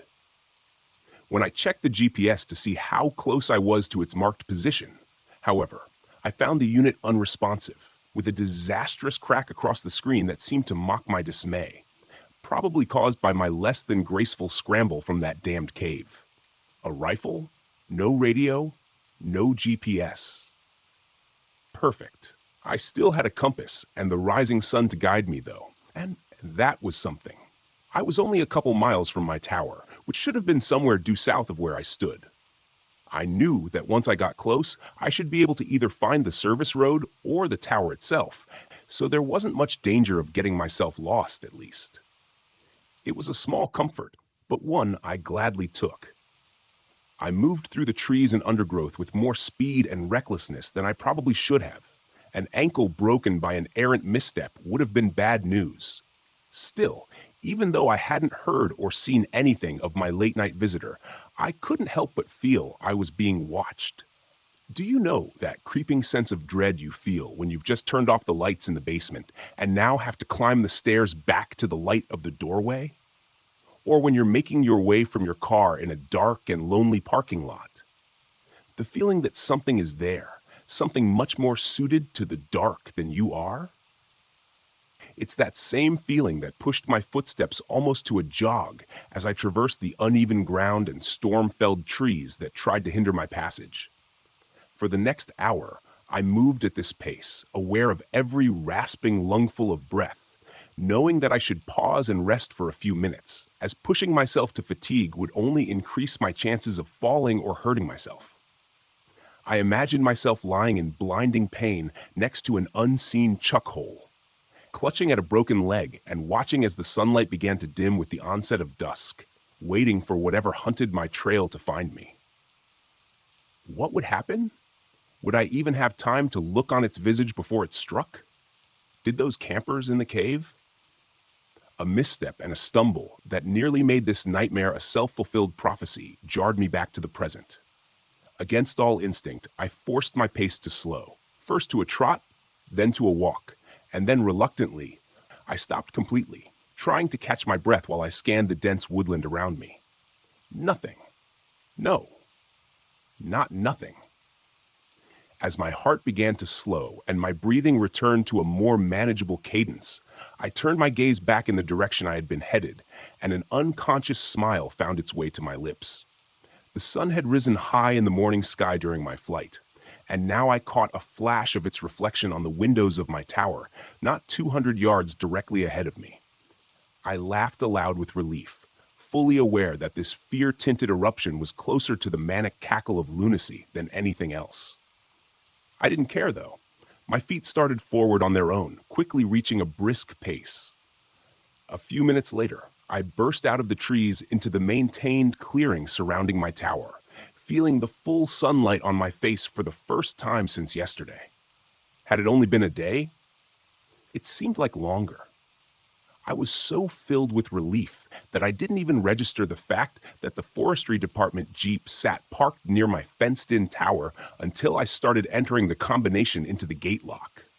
The faded white 12 emblazoned on the corner of the windshield told me that it was Billy's Jeep, which wasn't much of a surprise.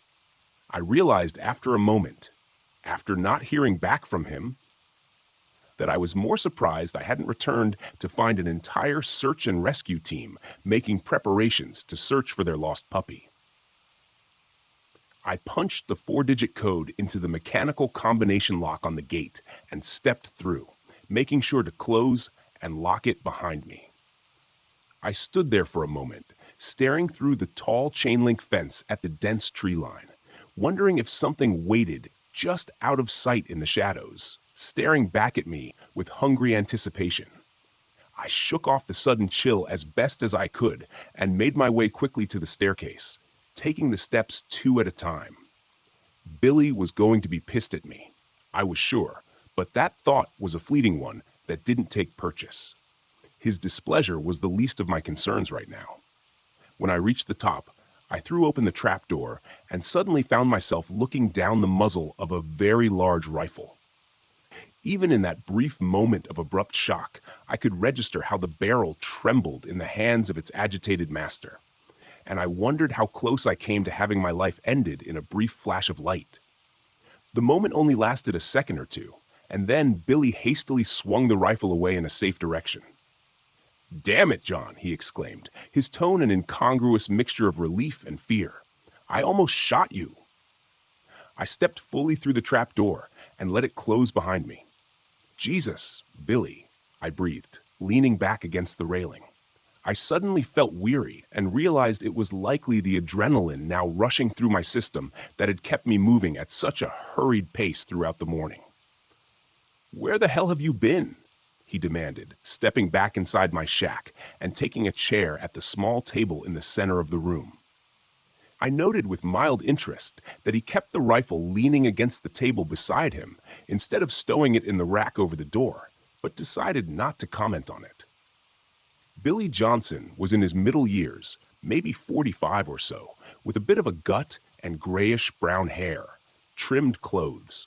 He wore an impressive mustache that reminded me of something an Old West gunslinger might sport. He was dressed in typical attire, khaki Forest Service shirt and brown cargo pants. In addition to the rifle, I had had the unfortunate opportunity to closely examine a moment earlier. I noticed that he wore his .500 Magnum in a holster at his side.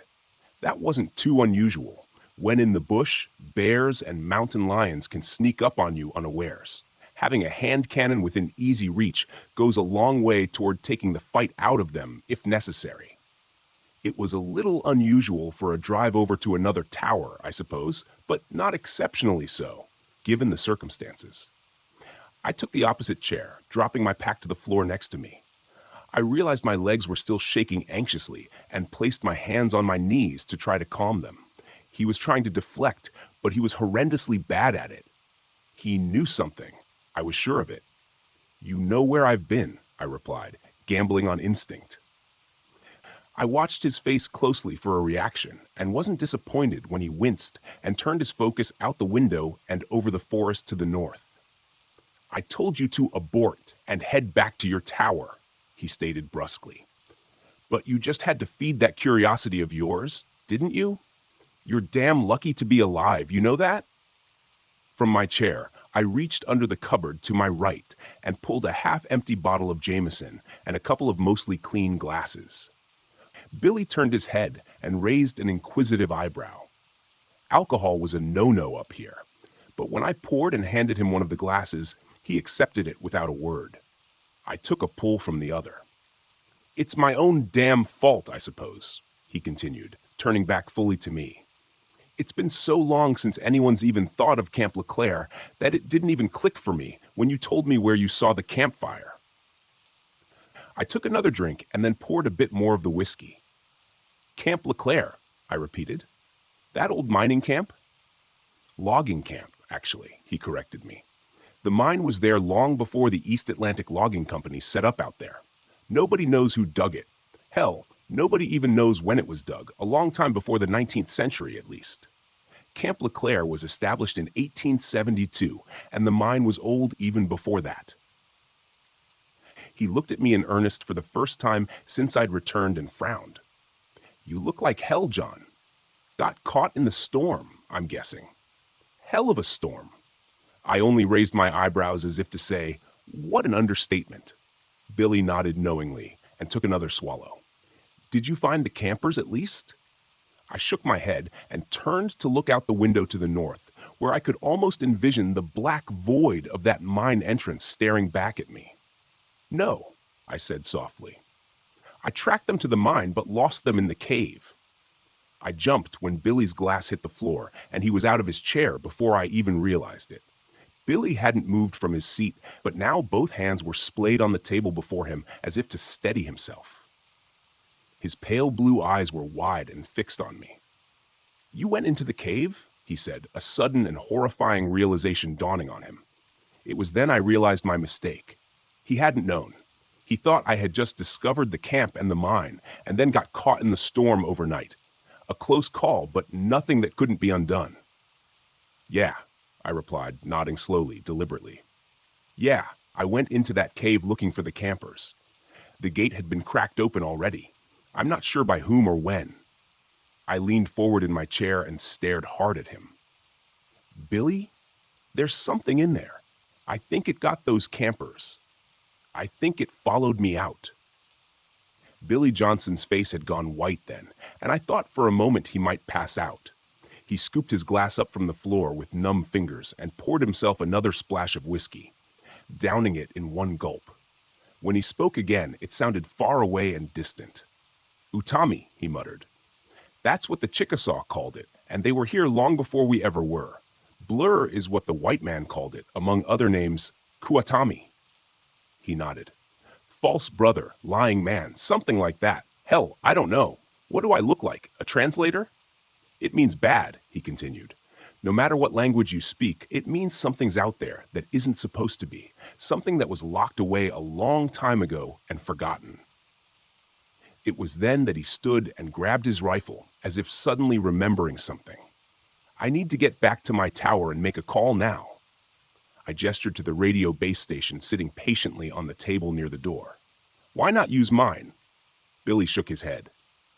"Sorry, John. It doesn't work that way. Special phone, special number. I just hope I'm not too late." I started to stand. "I'll go with you," I said. He pointed a stern finger at me and narrowed his eyes. "No, you stay here, strap on your handgun, and make sure it's loaded." His voice was calm, almost cold, and didn't leave much room for debate. Still, I had no desire to stay alone with whatever this angler thing was roaming around out here. "Billy, I can go with you. I can help." I started to argue, but it was quickly cut off when he took a menacing step toward me. And I realized quickly how much I'd underestimated him because of his normally easy manner. "You will stay in your goddamn tower, and you will follow orders," he roared. I took an unconscious step back and reclaimed my seat, only managing a shaking nod in agreement. He took a trembling breath, pointed at the radio, and said in a slightly less terrifying tone, "And keep that thing on. As soon as I'm back at my tower, I'll radio you with updates." A moment later, he was gone, and the trapdoor slammed shut behind him. I stood and retrieved the Pelican case from under my cot. Inside was the same model of .500 Magnum revolver that Billy had been wearing, heavy and cold in my hands. I loaded it and belted it on the leather holster, feeling the reassuring weight tugging at my waist. "John?" I heard Billy call from below. I went outside to the walkway, leaning over the railing. He was standing beside his Jeep, 50 feet below, shielding his eyes from the bright sunlight as he looked up at me. "Make sure to keep everything locked. I'll come back for you," he shouted. I raised a hand to him and slid the latch shut on the trapdoor with my toe. I turned back into my shack as I heard Billy's Jeep fire up, and a moment later, it drove off down the rough service road toward his tower. I glanced back to the north, to the place where I had first seen the campfire smoke rising the day before, and suppressed a shudder. I was alone again, safe in my tower and armed, but alone. Abruptly, like an unexpected wave of nausea, the feeling that I was being watched washed over me with a chill, making the hairs on the back of my neck stand on end. I looked back over my shoulder to where Billy had been only a minute before, but saw only the rough service road and dense, impenetrable tree line beyond. That's probably just my imagination, but the feeling didn't diminish, and with every passing breath, I was more and more certain that there was something nearby, just out of sight, standing stone still in the gray-green foliage, waiting. I stood there a long moment, eyes straining for any hint of movement or alien shape among the shadows. But if there was, my human eyes weren't sharp enough to pick it out. I stepped back through the open doorway of my shack and dropped down into the chair again, my eyes catching the bottle of whiskey before me. I was tempted to pour another drink to help settle my nerves, but I could already feel the tickle of a buzz at the edges of my mind from what I'd already drunk, and quickly decided that was the last thing I needed for my reflexes and awareness to be dulled right now. I'd made more than one poor decision in the last 24 hours, and I didn't think adding another to the pile was such a great idea. Grabbing the bottle, I screwed the cap back on and reached to return it to the sparse cover to my right. As I did so, my boot caught my pack, knocking it over.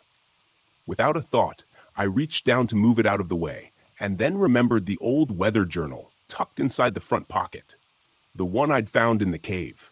I reached into the unzipped front pocket. For a frustratingly alarming moment, my searching hand couldn't feel anything in the compartment, and I feared that I'd lost it in my chaotic escape. But then my fingers brushed the familiar shape, and I withdrew it, setting it in front of me on the table. I could see the book much more clearly now in the daylight. It wasn't overly large. A little larger than my hand, and maybe the thickness of my thumb. There were no markings on the front except for a simple, grimy brass loop that secured the leather strap holding it closed. I wasn't sure I wanted to see what was inside, but I needed some answers. Anything.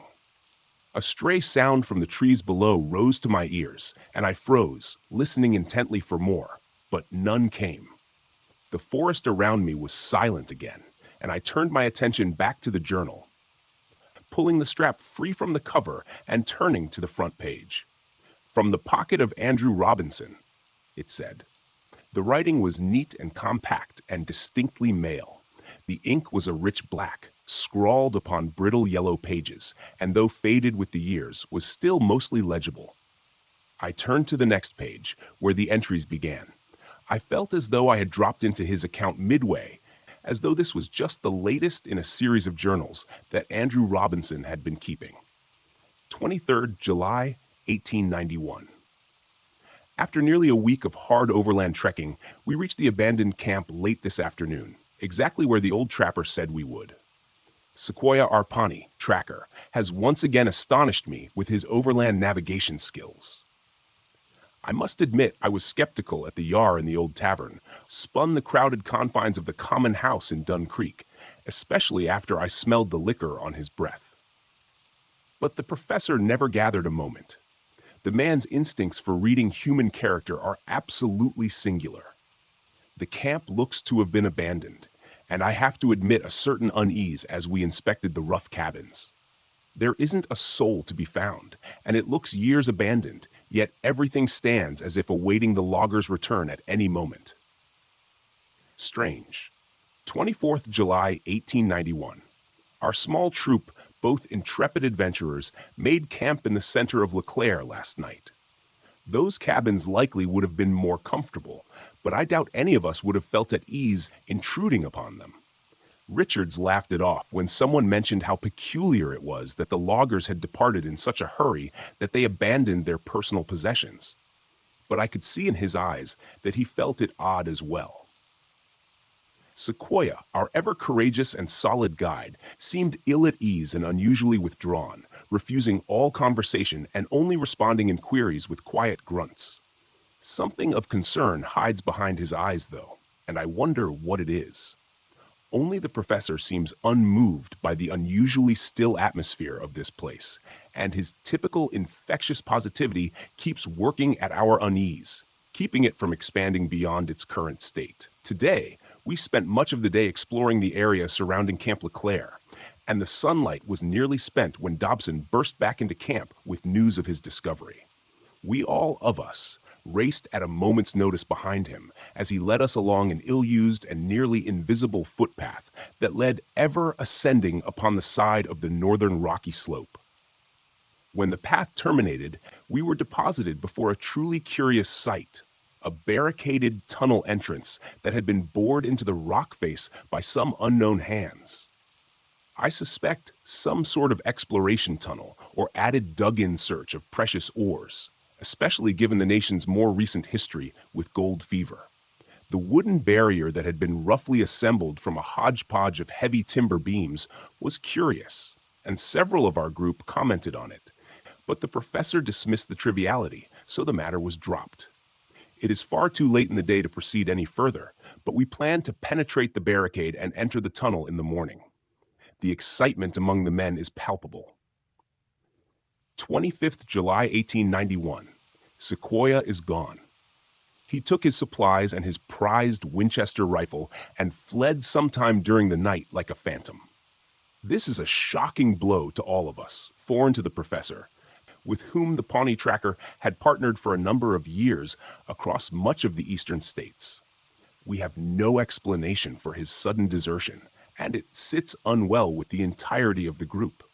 The overall mood has darkened, I fear. Still, we must push onward. 25th July 1891 addendum. It took more than 2 hours of hard labor, but we were finally able to gain entrance to the mine shortly before noon today. Richards managed to get his boot caught between two heavy timbers as he stumbled forward, straining his ankle with a terrible cry. We feared it broken, but Dr. Franklin assured us that his bones seemed intact. Regardless, Richards was taken back to the camp, where he will convalesce while the rest of us make our entry. His part in our exploration has come to an end for now. We made our way in a single file through the added tunnel, for some way before reaching its carved end. The light from our oil lanterns providing regrettably inadequate illumination over the rocky surroundings. When we reached the terminus of the mine tunnel, our hearts sank for a moment before the professor gave an exclamation of discovery and suddenly disappeared through a nearly hidden rift in the wall, surrounded by jagged rocks. We eagerly followed him through, careful of our footing as we went, and found ourselves in what I can only assume to be an accidental breach by the miners into a natural cave system. The air was chill and unmoving, but our excitement over this discovery laid any concerns or discomfort this may have caused. The professor directed us to set up a secondary camp in this new chamber, which we'll use as a staging point for further exploration. So, we spent the rest of the day bringing supplies for our main camp and constructing a smaller version in this moderately sized chamber. By the time we completed this endeavor, The efforts of the day precluded the start of the exploration until the group has had the opportunity to rest and replenish their energy. I feel I will sleep well tonight despite the anxious excitement buzzing around my mind. 26th July, 1891. Another shock. When we woke this morning, O'Connor is gone. The Irishman, who has ever been reliable and constant as the North Star, was assigned first watch last night. There is no trace of him, and no indication that he took any provisions or even his personal rucksack with him. I fear his natural inquisitiveness may have gotten the best of him and led him to explore the deeper caverns beyond our ad hoc base camp, for his lantern is the sole item that has gone missing with his person. The professor immediately rallied the rest of our small group, 7 in all now, and mounted a search for our lost companion. I tried to caution him against rushing into action, but he was not to be deterred. To my dismay, I was the sole man ordered to remain here at camp, whilst my companions took up their supplies and launched deeper into the cave system in the event young O'Connor returned in their absence. I was understandably disappointed, but grasped the logic of it well enough. I would loathe to think of O'Connor returning only to find us all gone, and then losing himself again, trying to find us. I shall endeavor to rest a bit. With luck, my companions will return before long with our lost compatriot. 27th July, 1891. I am at my wit's end, and I'm unsure how to proceed. It has been more than a day since the professor led the rest of the men in search of poor O'Connor, and I have felt their absence as keenly as I am aware of my own solitude in this cave. I've seen nothing of our missing companion or the party that delved deeper into the system yesterday morning, and I know their lanterns did not have sufficient fuel to carry them for this long without other means of illumination to guide their return. I fear they are hopelessly lost. I myself had to return to Leclerc for more lantern oil for my waning light. I must admit, with no little embarrassment and some reluctance, to my return to this dark place, which no longer carries any of its former adventurous excitement or fascination. It is now nothing more than a doorway into the deep places below the earth, where men were never intended to tread. But the growing apprehension is not the worst of it. The sounds, by heaven's grace, the sounds. I first became aware of them last night as I did my lantern and tried to set myself to sleep. At first, it was only an indistinct and muted echo, which may have been interpreted as nothing more than the distant whistle of wind or other natural sound distorted by the unique acoustics of this place. Then I heard the distinct tonal qualities that could only be a man's voice. I instantly rose and took my lantern, raising the flame and rushing to the entrance of the cave that swallowed my companions. There I stood, listening with such keen focus that I felt beads of sweat upon my brow. I would swear upon a holy book that it was the distant call of the professor himself, and I eagerly called back with as much fervor as I could summon, hoping desperately to guide them back to me. However, the instant I called out, the voices vanished, and I was met only with the suffocating silence of an open tomb. There I stood, straight as a sentinel, praying for a response from my friends. After several minutes of absolute silence, my thoughts began turning to dark things.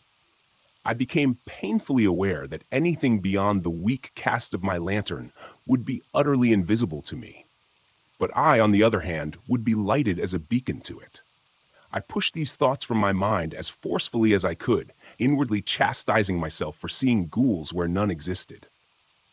I was about to call out again to my lost companions when I heard it. The voice came again, echoing from the claustrophobic abyss that lay before me, mired in the blackest darkness one could imagine. It was still some distance away, I estimated, but I was certain it seemed closer now. When the third time I heard it, I was just barely able to make out the words, but it was enough to be sure. My own words echoed back at me from the depths of that damned cave, and in my own voice, I staggered and nearly dropped the lantern. At that moment, could the legends be true? The professor always seemed to believe them, though I must admit I attributed his faith to the unwavering certainty he held in those things lost to antiquity. He'd always maintained that a legend, especially one whispered by so many indigenous people without mutual contact, must have some root in truth.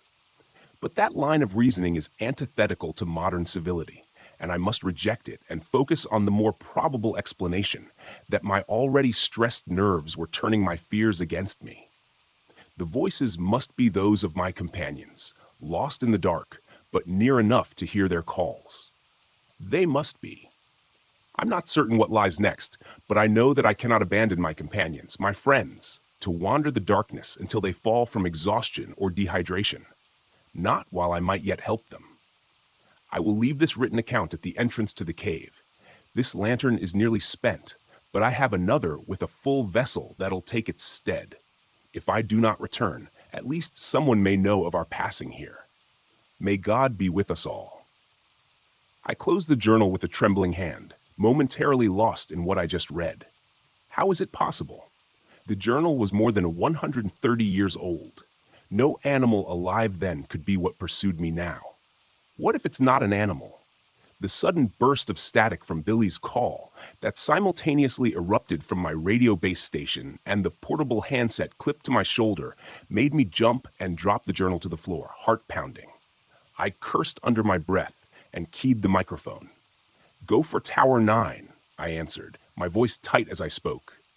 My eyes drifted out across the sky to the east, where darkening thunderheads had been unknowingly gathering and marching slowly in my direction. I shook my head. Icing on the cake, I thought.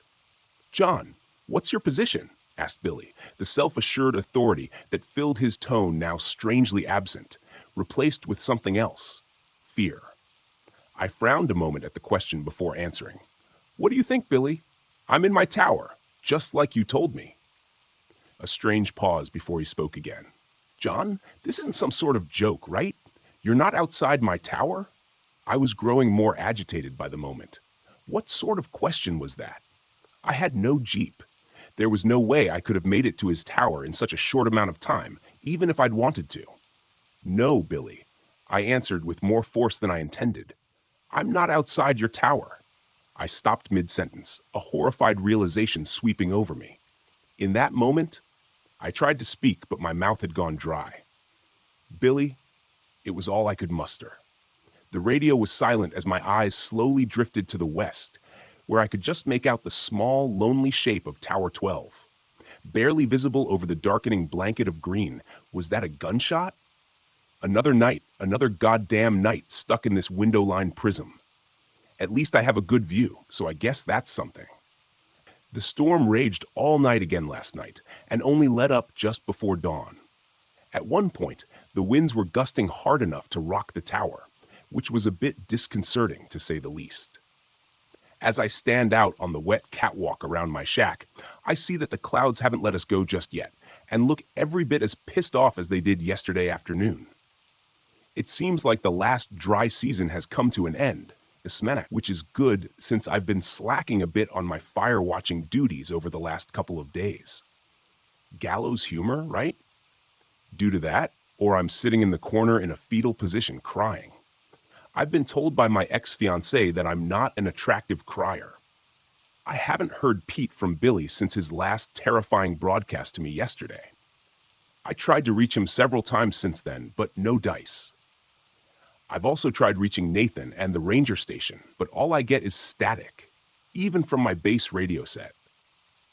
When I first started here, I remember Billy telling me during my brief orientation that the radio should be able to reach out 50 miles or more, so I'm not sure what's going on with them. Update. I just took a quick look at the base station and found that the cable leading up to the antenna on the roof of the shack is now just a dangly thing swaying in the breeze. The storm must have decided it needed the antenna more than I did because it's gone. I can see where the screws were torn out of the wooden mast, and before you say anything about whatever this thing is that's been stalking around and deciding to sabotage my radio, I should probably tell you that the wooden antenna mast looks like it's been around for a long time. The wood was probably dry rotted to begin with, and now that it's soaked, it's crumbled away into little wet brown bits as soon as I probed it with my fingers. Speaking of whatever this Kuatami or angler thing is, and I'm just going to call it a mimic, I think I haven't heard anything weird since yesterday. I'm assuming it's still over there somewhere, but I don't think it's nearby.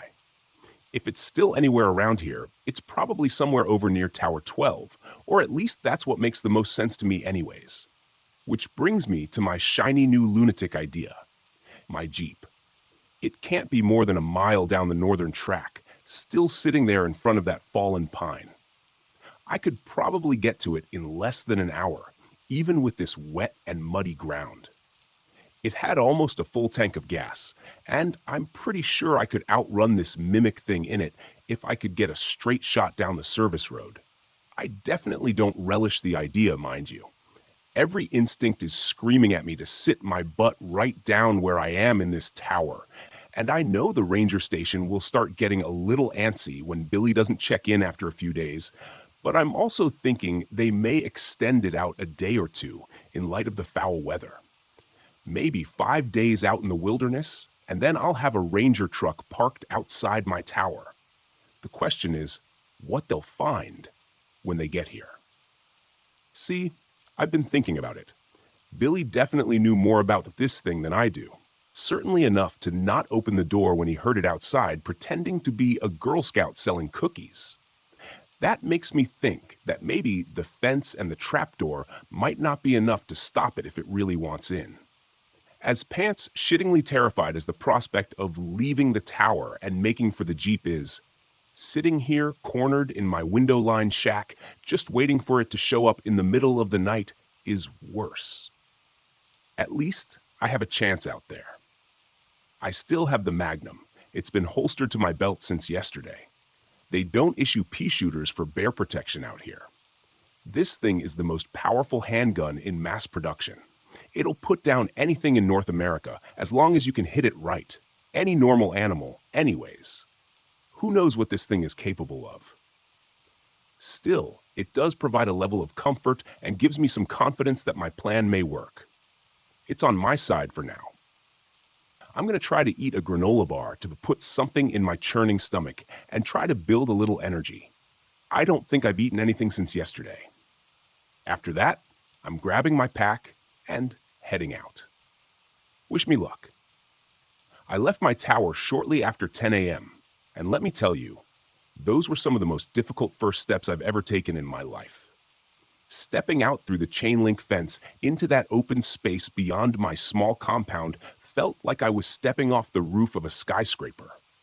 When I closed the gate behind me, I stood there motionless.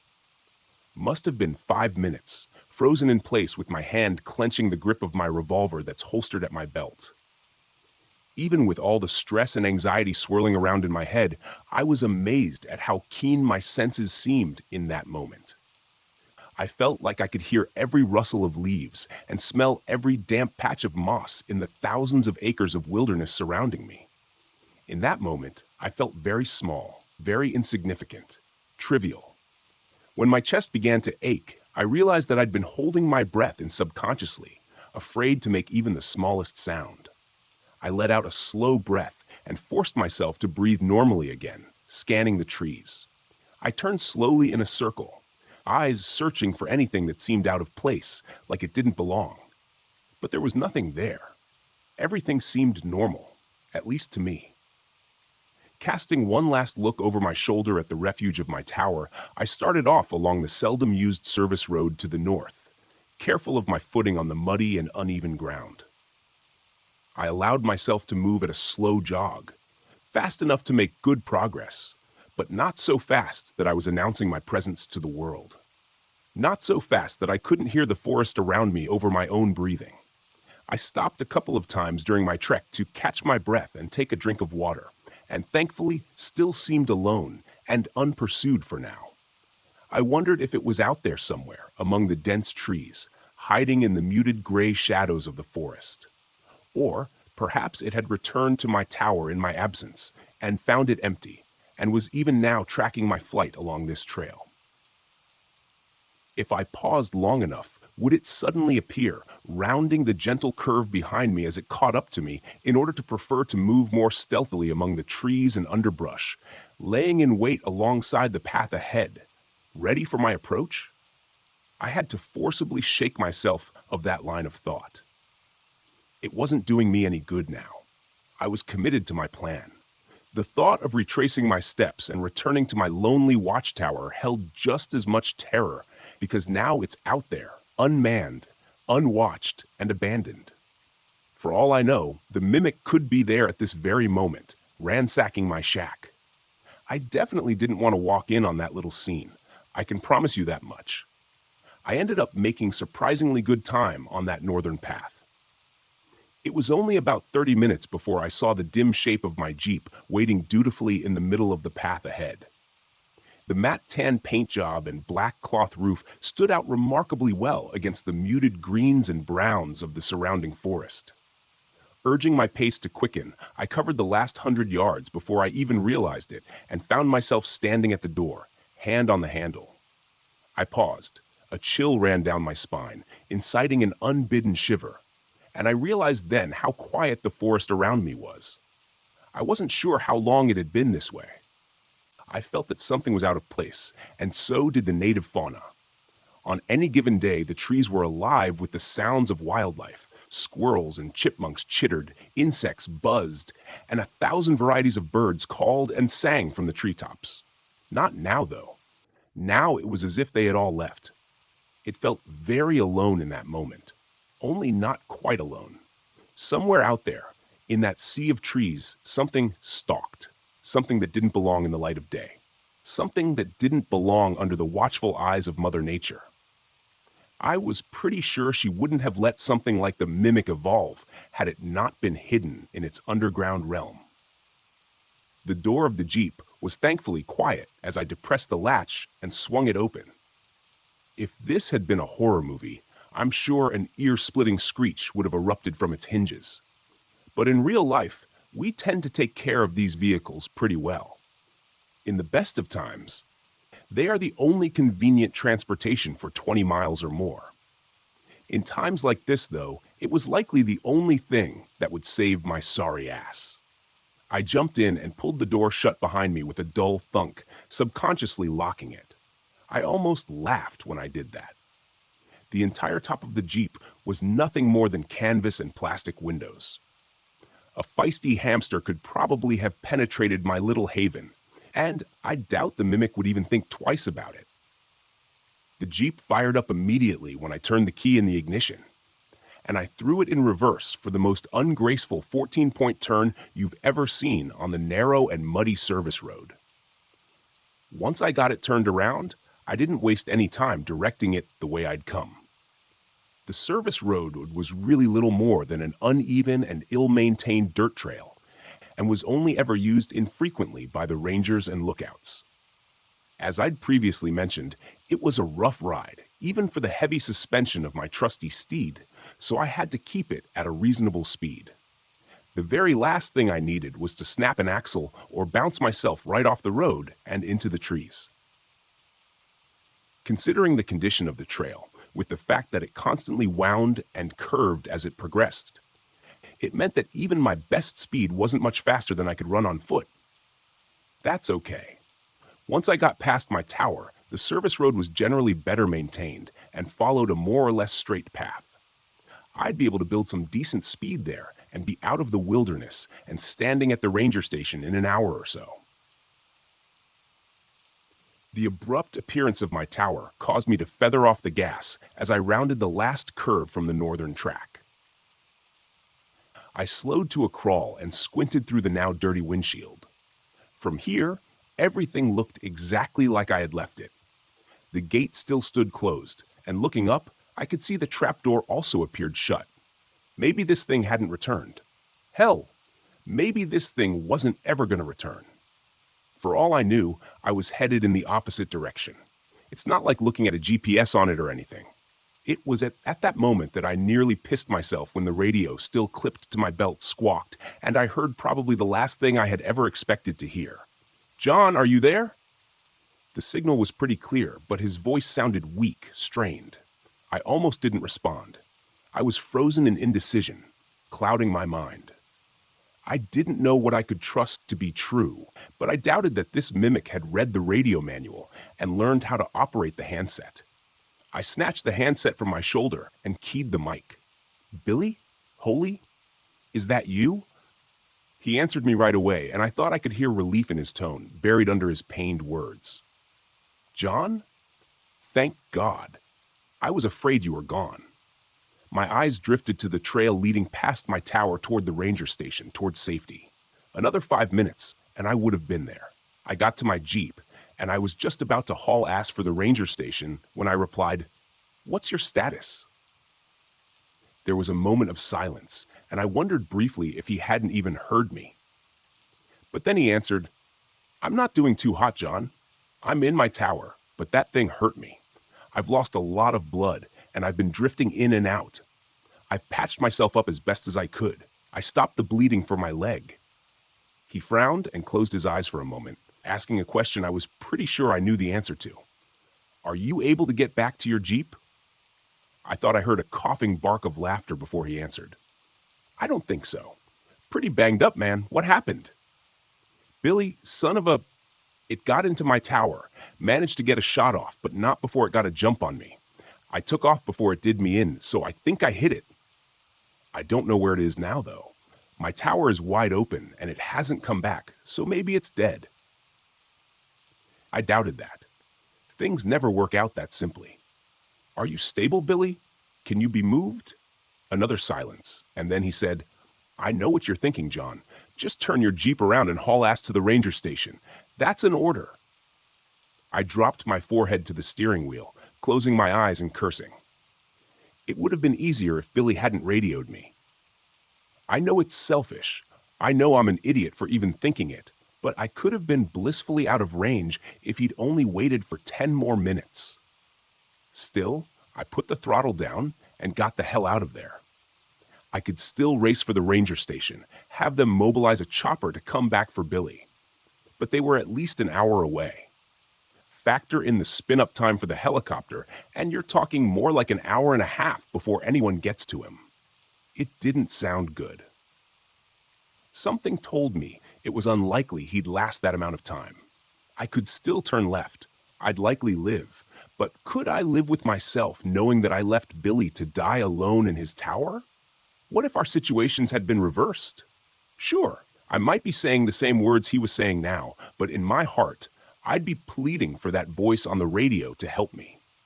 I couldn't imagine being in his position, lying there, hurt, bleeding out, knowing that his safe haven was wide open and that thing was out there somewhere.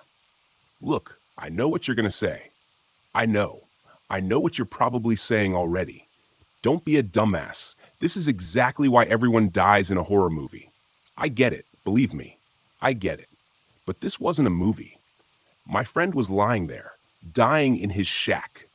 If I could get to him and get him into the Jeep, we could both get out of there, leaving this twisted nightmare behind us. Billy, I'm headed your way. Get ready, because we're going to wrestle you down the stairs and into my Jeep as quickly as we can, I said, cranking the wheel to the right and taking the western trail with more speed than I should have. John, I gave you an order. Get out of here now. Despite the situation, I managed to start a grin as my rig bucked and bounced over the uneven trail. Billy, I'd like to take this opportunity to officially tender my resignation from the fire watch. Now shut your mouth and conserve your strength. I'll be there in 15 minutes. 15 minutes. Trying to be a pretty good guess, and before long, I skidded to a halt outside Tower 12, next to Billy's ride. I opened the door and stepped out into the quiet air, my handgun coming from its holster and held before me like some sort of shield. I took a quick moment to let my eyes roam over the surrounding woodlands for any sign of movement, before quickly jogging around my Jeep and toward the compound's entrance. I passed through an open doorway, taking note of the heavy chain-link gate that was lying twisted 15 feet inside the fence. Another dozen paces, and I was at the base of the stairs, craning my neck to make sure nothing was awaiting me above. I kept the mic on my shoulder and said in a low voice, "Billy, I'm outside your tower right now, heading up. For Christ's sake, don't shoot me." I turned the volume on the speaker down just in time for his response. "Damn it, John. I told you to leave." Despite his words, the gratitude and relief were clear in his tone. I started up the stairs, revolver still held at the ready as my other hand ran lightly up the railing. My eyes were drawn to the red-black spots staining the gray paint of the steel steps. I found even more of the viscous liquid on the railing as I continued my ascent. Blood, but not Billy's. God, I hope that thing is lying in the woods, breathing its last breath. He definitely hit it, but I had no way of telling how seriously it was hurt. In a human, red blood indicated an arterial bleed, which was typically a fairly significant injury. With this thing, who knew what black-red meant? I climbed the rest of the stairs around the tower and stopped just below the open trapdoor. "Billy?"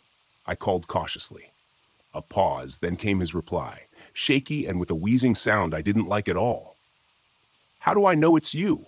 Say something I couldn't have heard you say before." "I have always admired and respected you," I answered without hesitation. He said under his breath, "Come on up." I took another couple of steps, cautiously poking my head through the trapdoor. Billy was sitting upright, more or less, resting his back against the doorframe of his shack and aiming his own handgun generally in my direction. As soon as he saw my face, he dropped his hand to the side, the stainless steel barrel clanging against the metal walkway. As I stepped fully through the trapdoor, I noticed two things immediately. Firstly, there was a significant amount of that black-red goo splattered around. Secondly, I realized how badly injured Billy was. His face had gone gray with a sickly paleness, and his breaths came in ragged hitches. Blood-soaked bandages wrapped both forearms, and his face was covered in a crimson rag taped haphazardly down. His entire khaki park shirt was painted in a hellish tie-dye of shades of red, but it was his leg that worried me the most.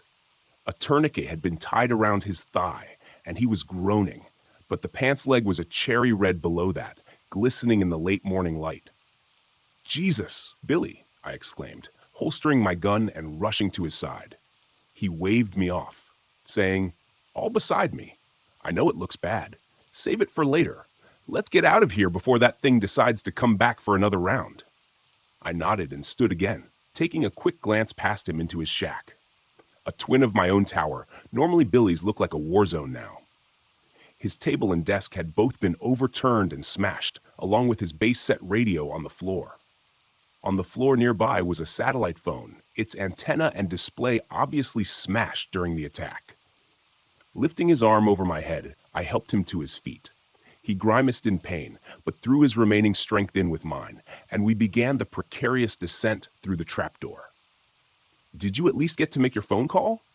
I asked him as we took the steps carefully and agonizingly slow. He shook his head. "Got here just as I was getting ready to. Excusing your voice, telling me that you were from the Park Service and you were here to help." He looked at me with a shaking astonishment. "Sounded just like you, John." I looked over the catwalk, railing down at it.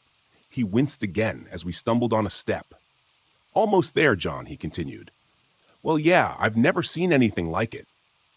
I shook my head as we reached the bottom step and moved onto the rain-soaked ground. I grunted with exertion. "Save it, Billy. We've got a long ride ahead of us. Plenty of time for that later." He just nodded as I maneuvered him and ran to the passenger side of the Jeep and helped him climb in. Once he was in, I hurried back around to the driver's side door, got in, started the engine, and pulled the door closed behind me. Throwing it into reverse, I felt the wheels break loose as I stepped on the gas with a bit too much enthusiasm. I swung the 4x4 around and put it into drive, pointing it back toward my tower and beyond. Safety. I only had a heartbeat's warning from Billy before I saw it barreling from the underbrush at us. It threw itself, a great mass, crashing into the side of the Jeep, and Billy scrambled to get away from it, damn near climbing over the center console in the process and knocking my hands off the wheel. In a panic, the Jeep swung wildly left, and I stomped down on the brakes to avoid slamming into the trees. One of the front wheels dipped off the road, and the steel bumper crashed through a small cluster of oak saplings, halting us abruptly. The engine stalled, and everything went silent in that moment as we froze. My breath hitched in my lungs, and my eyes widened in shock as I laid eyes upon the abomination for the first time. My first impression was that it was much larger than I had thought, but the nightmare visage before me eclipsed such a pedestrian observation. The thing stood in the middle of the trail, still shaking its head as if trying to recover its senses after the collision with a 2-ton vehicle. It looked vaguely humanoid in a sense, but it walked on 4 limbs, clearly proportioned to such a task. It was hairless, and its mottled pink-gray skin stretched taut over muscles, bones, and odd, unidentifiable bulges. The limbs seemed to have joints that bent in all the wrong directions and ended in what had been claws, but instead of the distinctive keratin-composed sharp nails that seemed so familiar in the natural world, these seemed to be extensions of the creature's skeletal structure, protruding painfully through its veiny, translucent hide. The worst of all was the bulbous and disproportionately large head, topped with an oddly gaunt-appearing neck. It was oblong and reminded me of the shape of a feline skull. Its mouth seemed a jagged tear across its face, with ill-fitting and chaotically positioned teeth that didn't seem to allow the mouth to close properly. I couldn't see any eyes, but where they should have been, instead, there were 2 bulbous and cyst-like organs, seemingly bulging and flattening in a slow rhythm as if bladders were filling with air or liquid. I reeled back in revulsion as it turned its sightless head in our direction, searchingly. Flaps of skin on either side of its malformed snout opened slowly, like some obscene blossom composed of milky gray bat wings, and I had the sense that it was using them to try to somehow locate us. It was then I saw where Billy's shot had struck the creature in the face. One of the snout flaps was nearly completely severed, hanging limply in contrast to its sibling. A gouge furrowed by the bullet's travel creased along the right side of the thing's head, piercing and ravaging the bulbous organ on that side and leaving it a deflated sac. When it turned its head further in our direction, I could see clearly where it had bled significantly from the shot, but I was horrified to see that the wound had already sealed itself, leaving a shiny silver scar to mark the incident. "I knew I hit you, you bastard," Billy whispered, half to himself. The mimic stopped its motion, and we watched as the uninjured bladder on its head expanded like a half-filled party balloon. It dipped its head a bit, and we saw 2 membranous slits in the top of its skull dilate. A moment later, the twisted sound of a human voice assaulted our ears. "I know you're out there." The voice was unmistakably Billy's, but it was distorted and wrong. I thought that the wound from his gunshot probably had something to do with that. The thing raised its head again, turning a bit more in our direction. It took a few experimental steps forward, then paused and lowered its head. This time, we heard what sounded like the painful roar of a beast, almost perfectly replicated, except for that same distortion we had heard previously. "Killed a bear." I held my breath as we watched it again raise its head and take a few more contemplative steps in our direction, slowly swinging its grotesque snout back and forth. I could see how the flaps of skin that were flared open, where its nose should have been twitched minutely back and forth, and I felt like it was using them to listen for us. "Knows we're here somewhere, but he can't see us," whispered Billy, leaning close. "But if it gets close enough, I'm thinking we're done for." I looked over at Billy and realized that there was no way he'd be able to make a run for it in his condition. From the look of the thing growing ever closer to where we cowered in our Jeep, I thought it was likely we didn't have much time before it got close enough to hear our breathing, our heartbeats, or whatever, even inside the 4x4. And when that happened, I knew what would come next. Billy closed his eyes for a moment and turned to me. There was something in his eyes then, sort of acceptance. So he didn't like it one bit. "Get ready with the cannon," he whispered. "Only gonna get one chance at this." "What are you talking about?" I asked. A moment later, I had my answer. Billy took a deep breath and mustered every bit of strength to fling the door open and stagger out of the Jeep. "I'm right here," he shouted, limping weakly across the road from the jeep. The mimic whipped its head in his direction instantly, but tilted its head to the side, seemingly momentarily puzzled at this unexpected turn of events. Billy held his own magnum in his hand, but it was too weak to raise it towards the beast. Still, he pulled the trigger, and a resounding boom seemed to shake the air. The mimic flinched at the defining sound of the gunshot, the flap of membrane at its snout snapping shut protectively. But its stunned hesitation didn't last very long. In an instant, faster than I would have thought possible, it launched itself on powerful limbs at Billy, knocking him to the ground and tearing at him with teeth and claws. I heard my friend screaming, then a horrible, soul-rending sound that I'll never forget as long as I live. But now was my chance, and I took it. I swung the door open and stepped out of the jeep, my gun coming free of its holster in the same moment. The creature was preoccupied with what was left of Billy, but as soon as I brought the gun up and thumbed back the hammer, its head swung around at me. It crouched like a compressed spring, preparing to launch, but I was quicker. The report of the gunshot was incredible, and the recoil from the powerful round rocked my wrist back painfully. The beast staggered, and I saw a burst of blood and tissue explode from a wound where its shoulder met its neck. It howled an otherworldly cry, sounding like a bedlam mixture of man and beast. But though the wound seemed terrible, it tried once again to throw itself at me. I was set on my course, though, and took step after step toward the creature, pulling the trigger again and again until the gun ran dry. All I was left with was the clicking of the hammer and a high-pitched ringing in my ears. The acrid smell of gunpowder stung my nose, and by the time I finally stopped, I found myself within only a few feet of the horrific thing.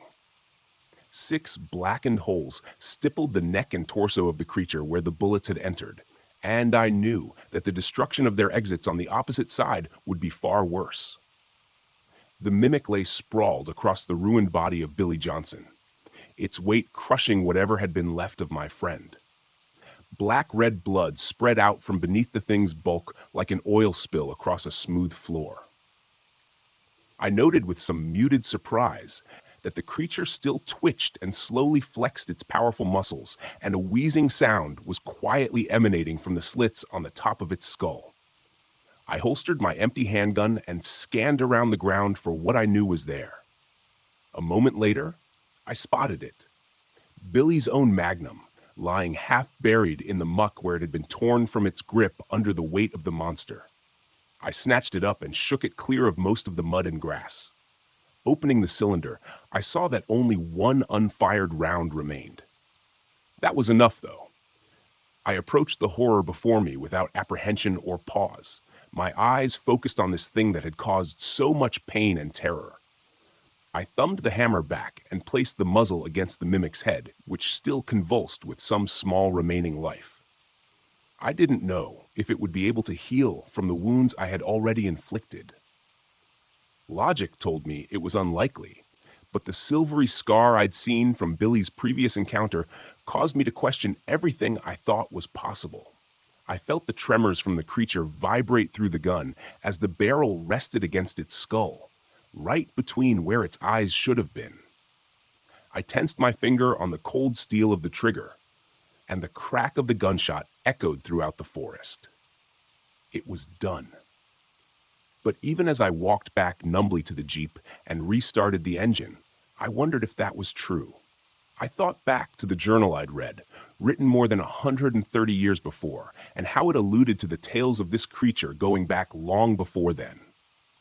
As I drove the jeep along the rough and winding service road, I wondered at the possibility that what we encountered was the only one of its kind. That the same beast had somehow terrorized cultures separated from each other by great time and distance, spawning the legends that the author of the journal and his companions pursued. It didn't seem likely. And now the door was open.